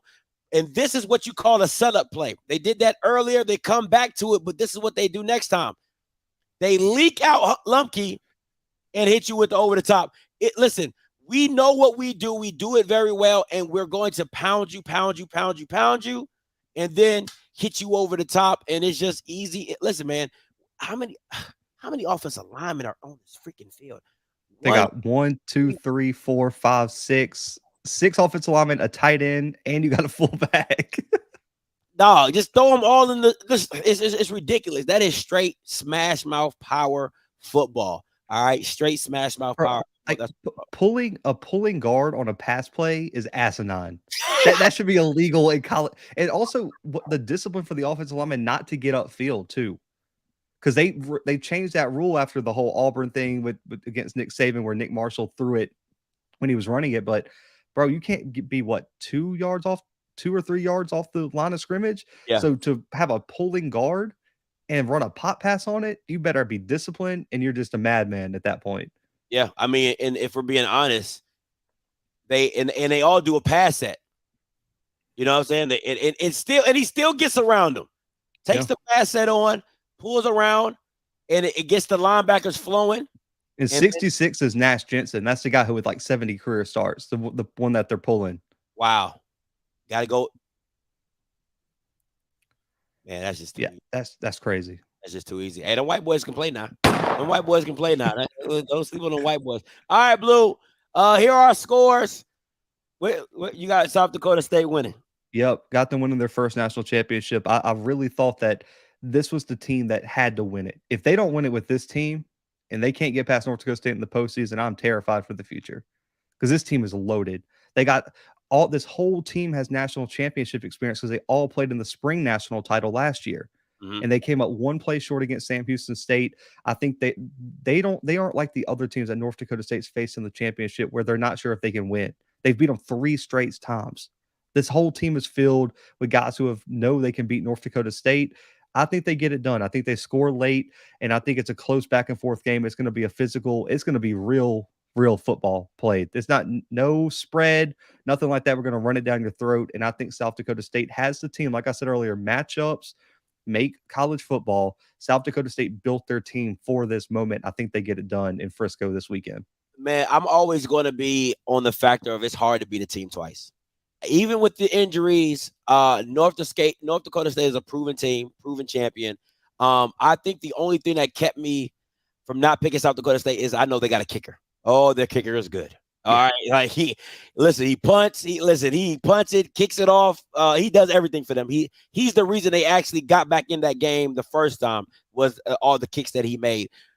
But I just think the championship experience of North Dakota State comes in, and honestly, there's no reason for me really to pick this team because I really feel like South Dakota State is better in a lot of positions at quarterback, at receiver, at the tight ends position, at the DN, because North Dakota State, the linebacker spot. I mean, it's just, but I do think there is something to be said when you are a champion going into this game.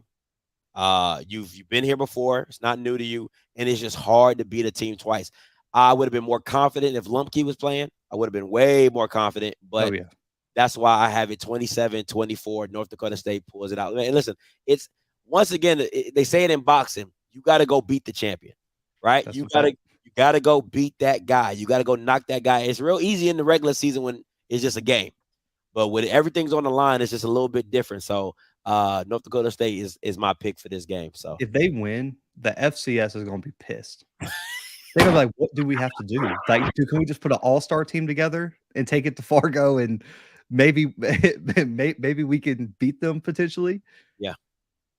It's a tough one. It's a tough one. All right. Last but not least, you already know Big Daddy of them all. Big Daddy Kane, TCU, Big 12, SEC representative, Georgia, national championship. Georgia looking for back-to-back national championships. Let me ask you this. How revered is Kirby Smart looked at this point? Because a lot of assistants have not produced the way he has at Georgia.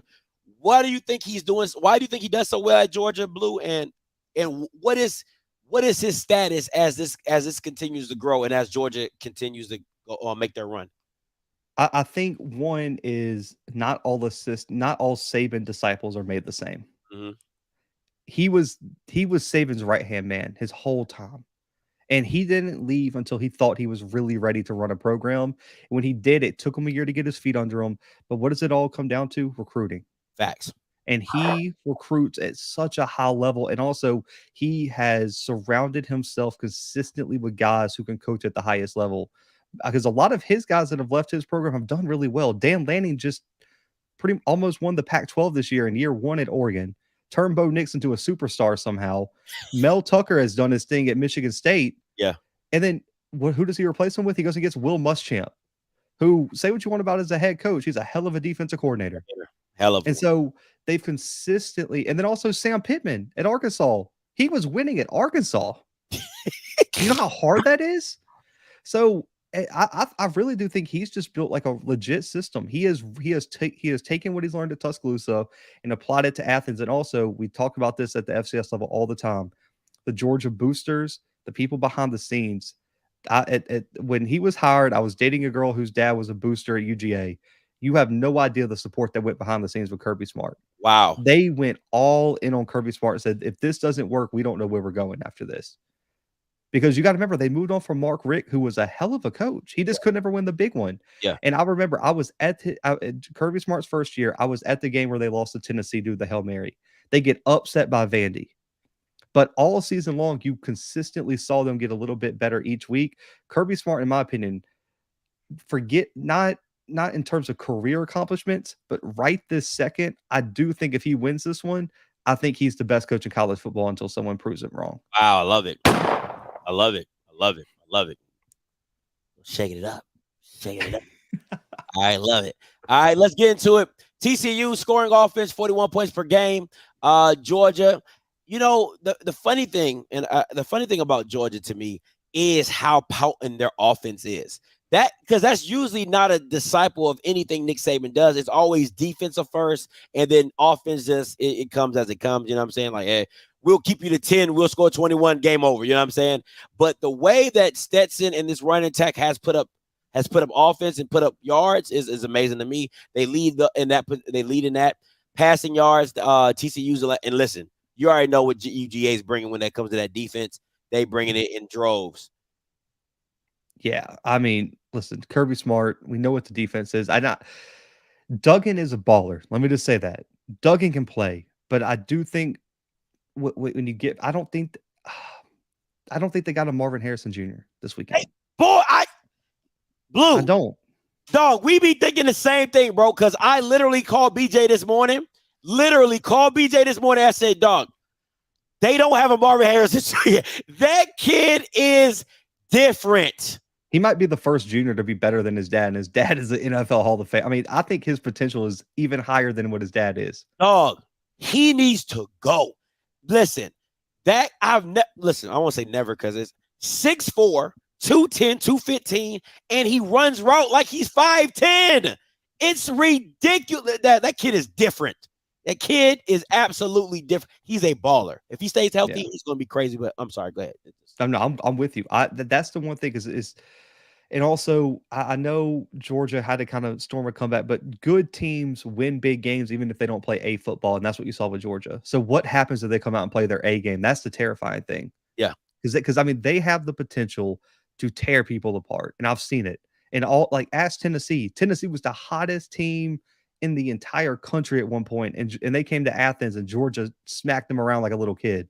Yeah. I mean, it's like when you play your older cousin in basketball. Yeah. And like Thanksgiving, it wasn't even close. Yeah, you're like, man, I've been practicing.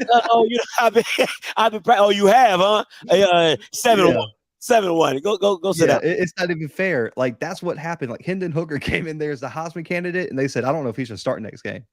Like, it was that bad. So I think it's going to come down to what Georgia team shows up, because if they come and play their A football, I don't think anyone's touching them in the country. I absolutely agree. Listen, quarterback spotlight, Stetson Bennett, Max Duggan. Listen, Blue, I don't know what it is about Stetson Bennett. I don't like the kid, but it kind of reminds me. Listen. I want to listen when I say this. It reminds me of Kobe Bryant, and I'm not calling him Kobe, right? Ooh. Listen. I never liked Kobe, but I respected his game. That's where I'm going. I don't like Stetson Bennett at all, but Jesus Christ, like he be making some throws. You're like, him. He looks like the frat boy that goes out on Halloween. You're like, aren't you a little too old to be doing this? Like, it's just nothing about this kid. But he just goes out and he wins. He's a winner. Yeah. So that's what you got to say. Like, he might not be flashy. You know, you might not be able to pick him out in a crowd as a starting quarterback of a national championship team, but at the end of the day, he wins more than your quarterback, whatever your favorite team is. Like, at the end of the day, he's winning more than your quarterback is. Whatever your favorite team is, he's not Stetson Bennett. And you could say it's to help around him, but man, he made some plays against Ohio State that if he doesn't make it, they lose. Like he consistently wins the big games. Like against Alabama. Yeah. He was the guy to lead them on multiple big scoring drives and made plays with his legs, and he's secretly fast. He doesn't look fast, but consistently he's running away from people. Like he's pulling away from DBs, and I'm like, are y'all chasing him? Did y'all forget he had the ball? Yeah. Makes no sense. But Yeah. man, give both these guys their props. But man, Duggan has had a hell of a year. Give him the jump from last year, Max Duggan, to this year is I never saw that coming. And his deep ball is beautiful. And if they can stretch the field and get behind those Georgia DBs, TCU is going to be in this game. I was trying to get my mind wrapped around this game. And if I can't even take a lot away from, because listen, he doesn't have a Marvin Harrison Jr. He doesn't have a Julio Jones. He doesn't have an Amari Cooper. Like, he doesn't have those guys that you're just like, ooh, my guy's better than your guy. He has guys that can make plays. He has a speedster.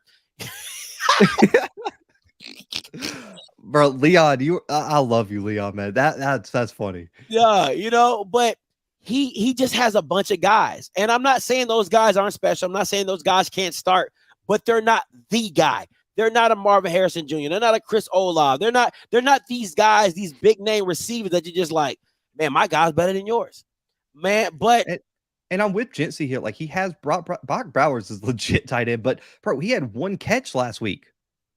He was doing it like there's people in the chat like Darnell Washington and Brock Bowers were non-existent last week, and there's not a single wide receiver on that team that I think is playing at the next level. Legit. That's my point. That is my point. And there's no shot to Brock Bowers, but for somebody like me who I don't listen, I'm gonna be honest, I don't watch a lot of Georgia. I don't watch a lot of SEC football. I don't.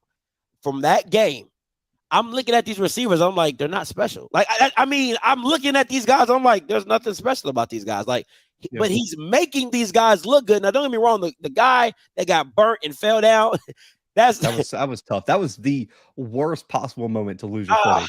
I mean, Jesus.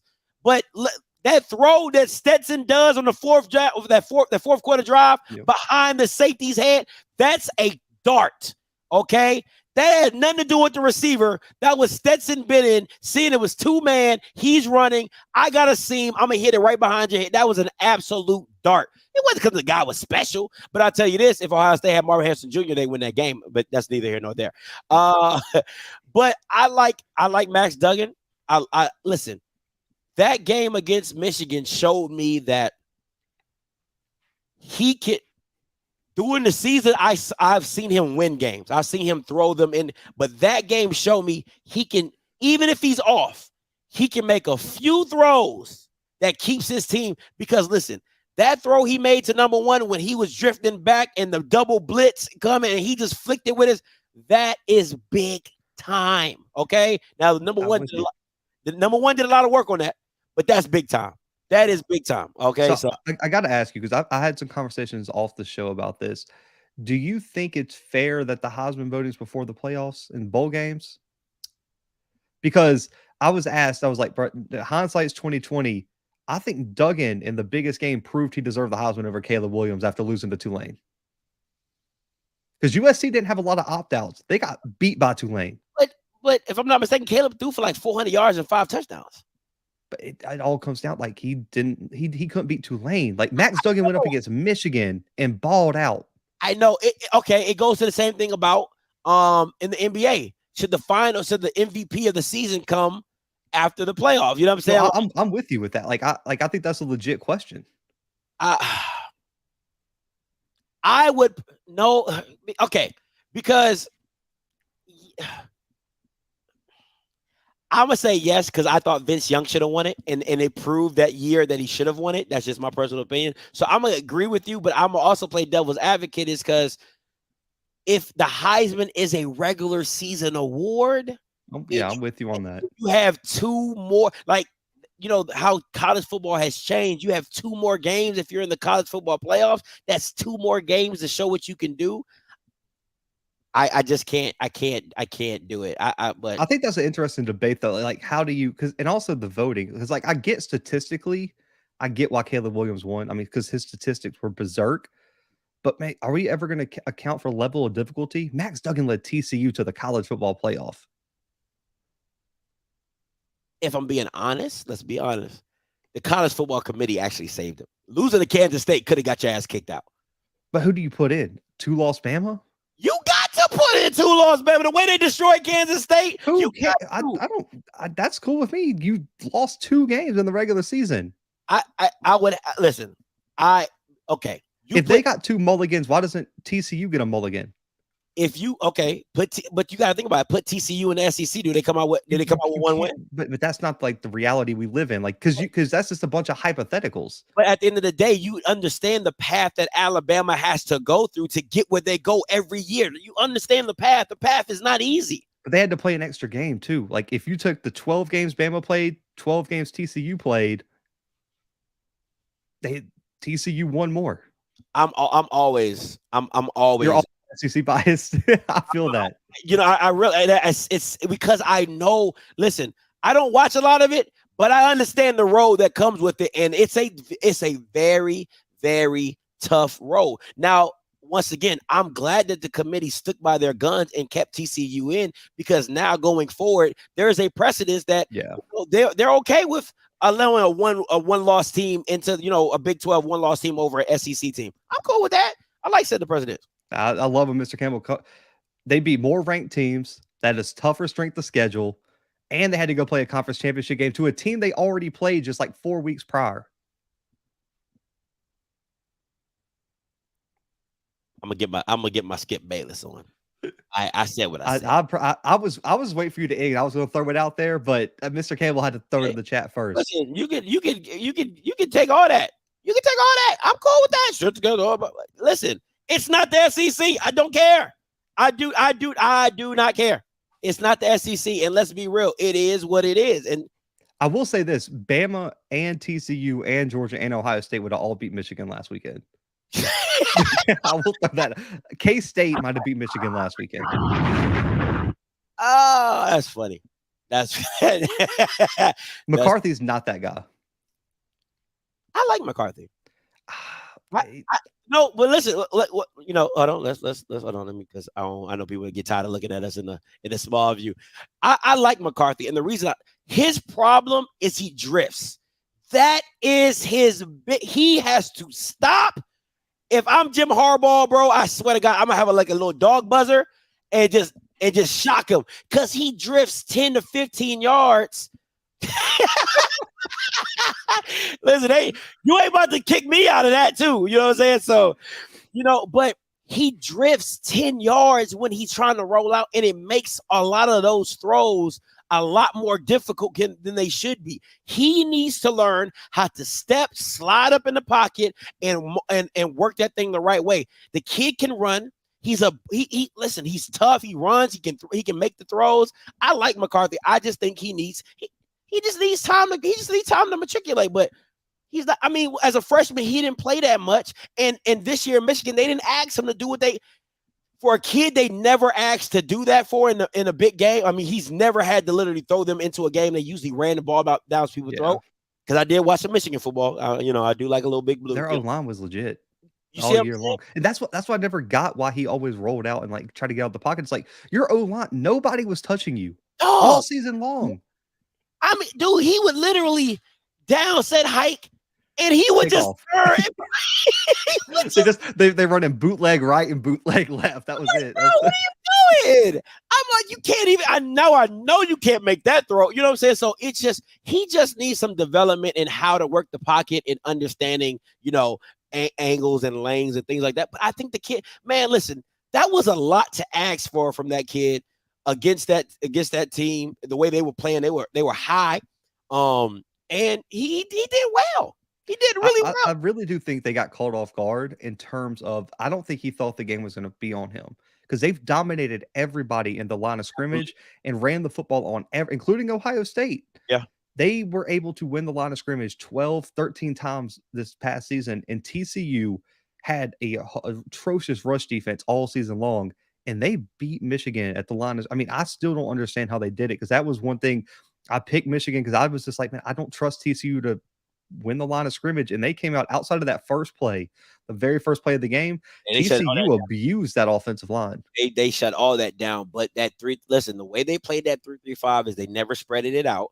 They literally went center guard, over a gap. Like they stayed over, what is it, zero shade or I don't know, zero shade, head up on it. And they said, listen, anything going, it's going to have to be in the B gaps. It's going to be, and D Winters was just They funneled everything to 13. Oh. Everything went to 13. It meant he played the game of his life. Out of his mind. Now, let me ask you this though, because I know we done got way off schedule, but it's cool. I love it. I'm absolutely loving it. Do you think there's an emotional letdown? And that's what I asked BJ, because they put a lot of emotion into that game. And you know what happens when you feel like you got over that hump, you kind of be like, huh? But I don't know if you can bring that up twice, that like as much they was all that energy was. So do you think there might be an emotional letdown? There's always a chance, but I really do think listening to the players speak, kind of understanding who Sonny Dykes is, I think they thought they were the better team than Michigan. Wow. I really do. Like the belief in that program, because week in and week out, everyone's been counting them out. And they just kept racking up wins. And I really do think the loss to K-State might have been the best thing to happen to them. Because you're really smelling yourself when you're sitting at 12-0, regular season conference champs. Everyone voted you, what, 5th in the Big 12 at most? Yeah. You go into that game and you kind of get that rude awakening right before you need to get in the playoffs. It's kind of like Bama when they won it in 2017. They lose to Auburn right before. They get a week off. They don't go to the SEC championship. They kind of lucked themselves into the playoffs. That Auburn loss was the game they needed, and they turned that into a national championship. So I really don't think they're going to have an emotional letdown. I think they belong here, especially after the way they competed against Michigan. I like it. I mean, to me, I think all that should do is build confidence, in my personal opinion, of what they are trying to do and go for it. And I don't know why PV is trending on Twitter right now.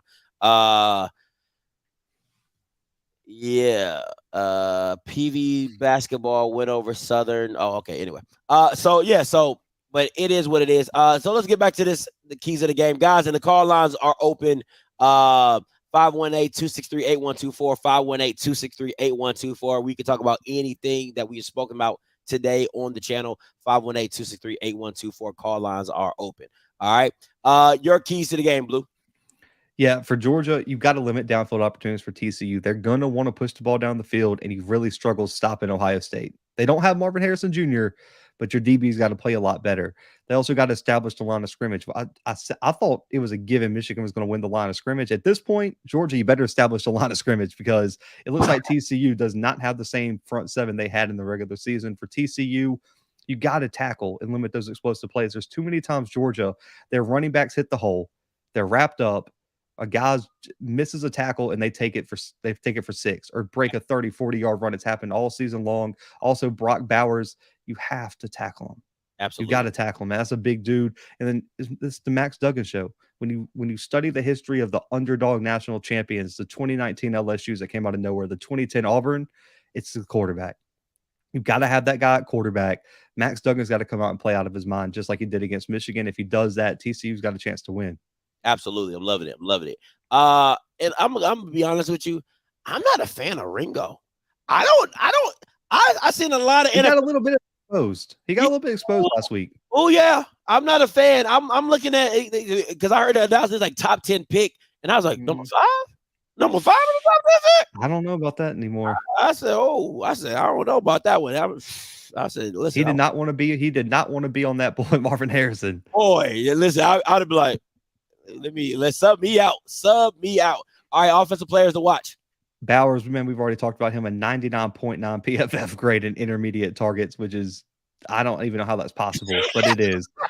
He's got to rebound, though. Can he rebound against his probably worst performance of the season? We know what McIntosh is in terms of the running back spot. Averaging 7 yards per carry, 10 explosive runs up the A-gap is outrageous.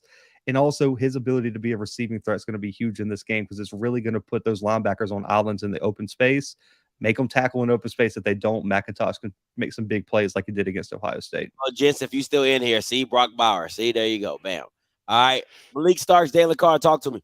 Yeah, Malachi Starks, a true freshman, a rare true freshman start, a 5-star starting for Georgia. He's got to step up, though, man. He's been picked on. 3 touchdowns, 8 catches allowed on 11 targets against LSU and Ohio State. You cannot have that happen against TCU, because Duggan is going to eat you alive. Starks has to have a big rebound game, and he's got to show that he's grown throughout his freshman season, because he started out really hot. Down the stretch, though, he's really kind of tailored off. And I wonder if now that teams have film on him, they're seeing some weaknesses as a true freshman, and they're picking on that. Jalen Carter, an absolute dog. I mean, 29 QB hurries is ridiculous for a defensive tackle. He plays like the 1, and he's got 29 QB hurries. Wow. And he only played like half the season due to injury. One of the top defensive tackles in the entire country is going to be a top 5 pick. Create pressure on Duggan and create chaos in the backfield are the keys for Carter, because he kind of was inconsistent last week against Ohio State. That's huge. Absolutely. And somebody said in the chat, he's like, you better block Jalen. That's what they said. Talk to me. Your best Marvin Harrison Jr. impression has got to come from Quentin Johnson.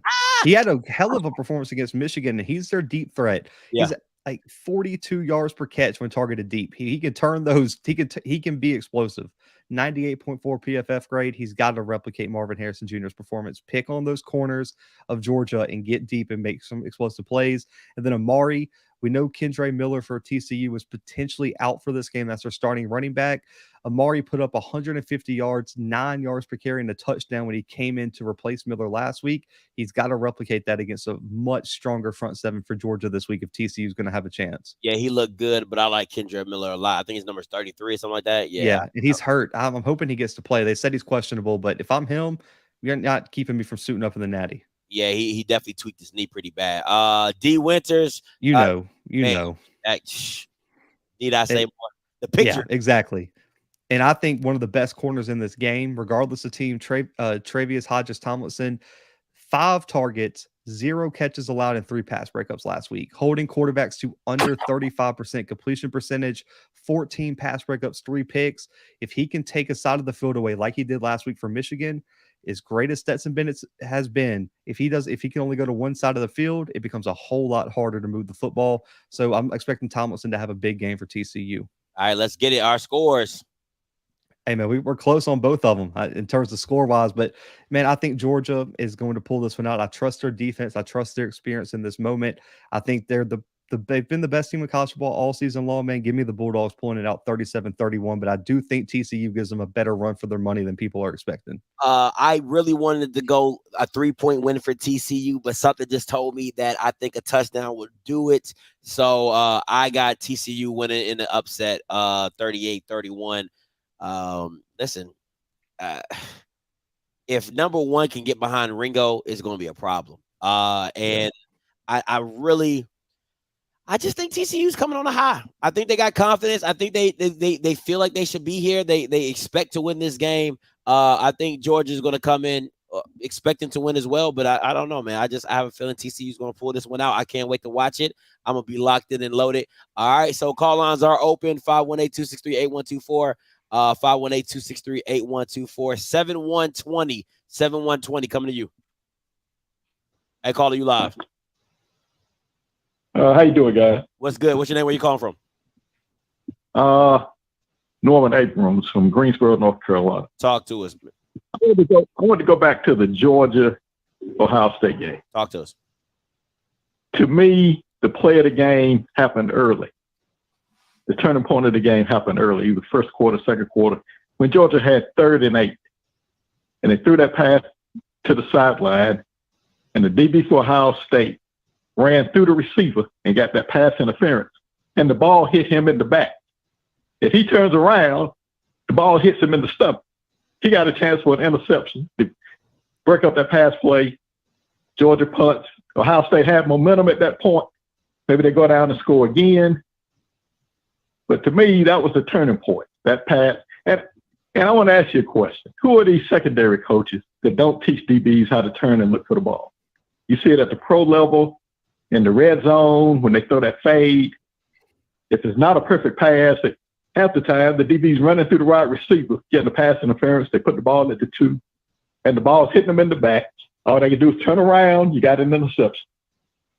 Whoever has the pass, whoever are the all-time leaders in pass interception on college and pro level, their record would never be broken because the DBs do not turn and look for the ball.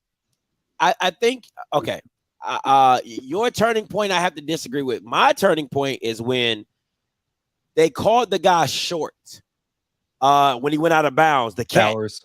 Yeah. And he extended the ball while he was floating above the out of bounds line. I thought that was the play of the game because that's you got to kick that. You got to kick the field goal. I mean, I don't know if it's a turn. I think it's a turn. No, it's a turnover. Yeah, it was turnover on downs if you don't get it. Yeah, it was turnover on downs. It was 4th and 1. They end up giving it to him. And that to me, because they end up scoring a touchdown on it, that to me was actually the play of the game and actually turned the thing around. Now, I think you're being a little disingenuous with DBs because you're taught 2 ways, right? You're taught as a DB, if you are beat, because a lot of them are playing trail position because it's a harder throw. You're supposed to play through the receiver's eyes and through his hands, right? So if you catch the ball, if I come in between your hands and I rake the ball, they're hoping your hands aren't strong enough to play that. If I turn around, right, if I see the DB looking, I see the receiver looking, and I turn back around, you don't know where that ball is. You don't know if it's far. You don't know if it's about to get up on you. Because as a wide receiver, you're taught to not look up until the final minute because you don't want the DB to track the ball with you. Because if you look back, as soon as you look back, the DB is supposed to look back at the same time. So it's just a little cat and mouse game.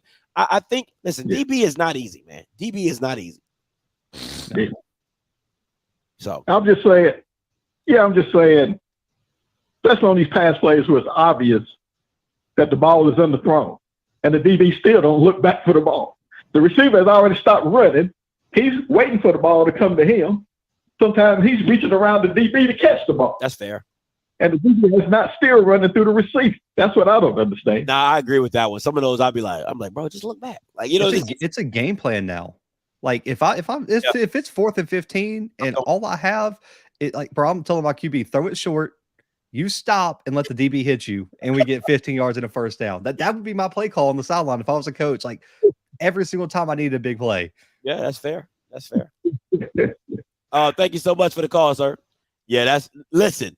That fake punt, man, listen. I was like, bro.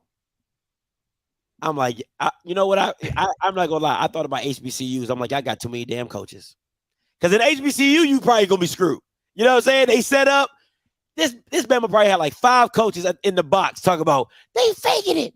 They faking it. Man, I'm like, you got too many damn coaches, man. Anyway, that's all. I have people in the stands with buzzers. They're hitting it. You don't see it? You don't see it? Yeah, I was like, these Bama's got too many damn coaches. 5240. NO Joe coming to you. What's up, NO Joe? Hey, what's going on? What's going on, Scott and Blue? I ain't got nothing to talk about.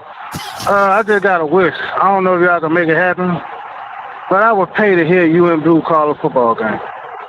Oh, that'd be legendary. Who would be? Because somebody got to be the analyst, and I guess I got to be the color commentary. I would have to be color commentary, and you'll be the yeah. Because Blue the stats guy, you can be the play-by-play guy, Scott, and Blue the stats guy. Yeah, I would pay to hear that. I don't know if y'all can make that happen, but I would pay to hear that. That's all I got to say, man. Y'all keep doing y'all thing. Hey, no problem, NO Joe. Hey, man, listen, that might be some manifestation, man. We might have to do that one day. We're going to start D2, though, because we don't want a lot of people watching. No, they're gonna put us on like the national championship call, ABC.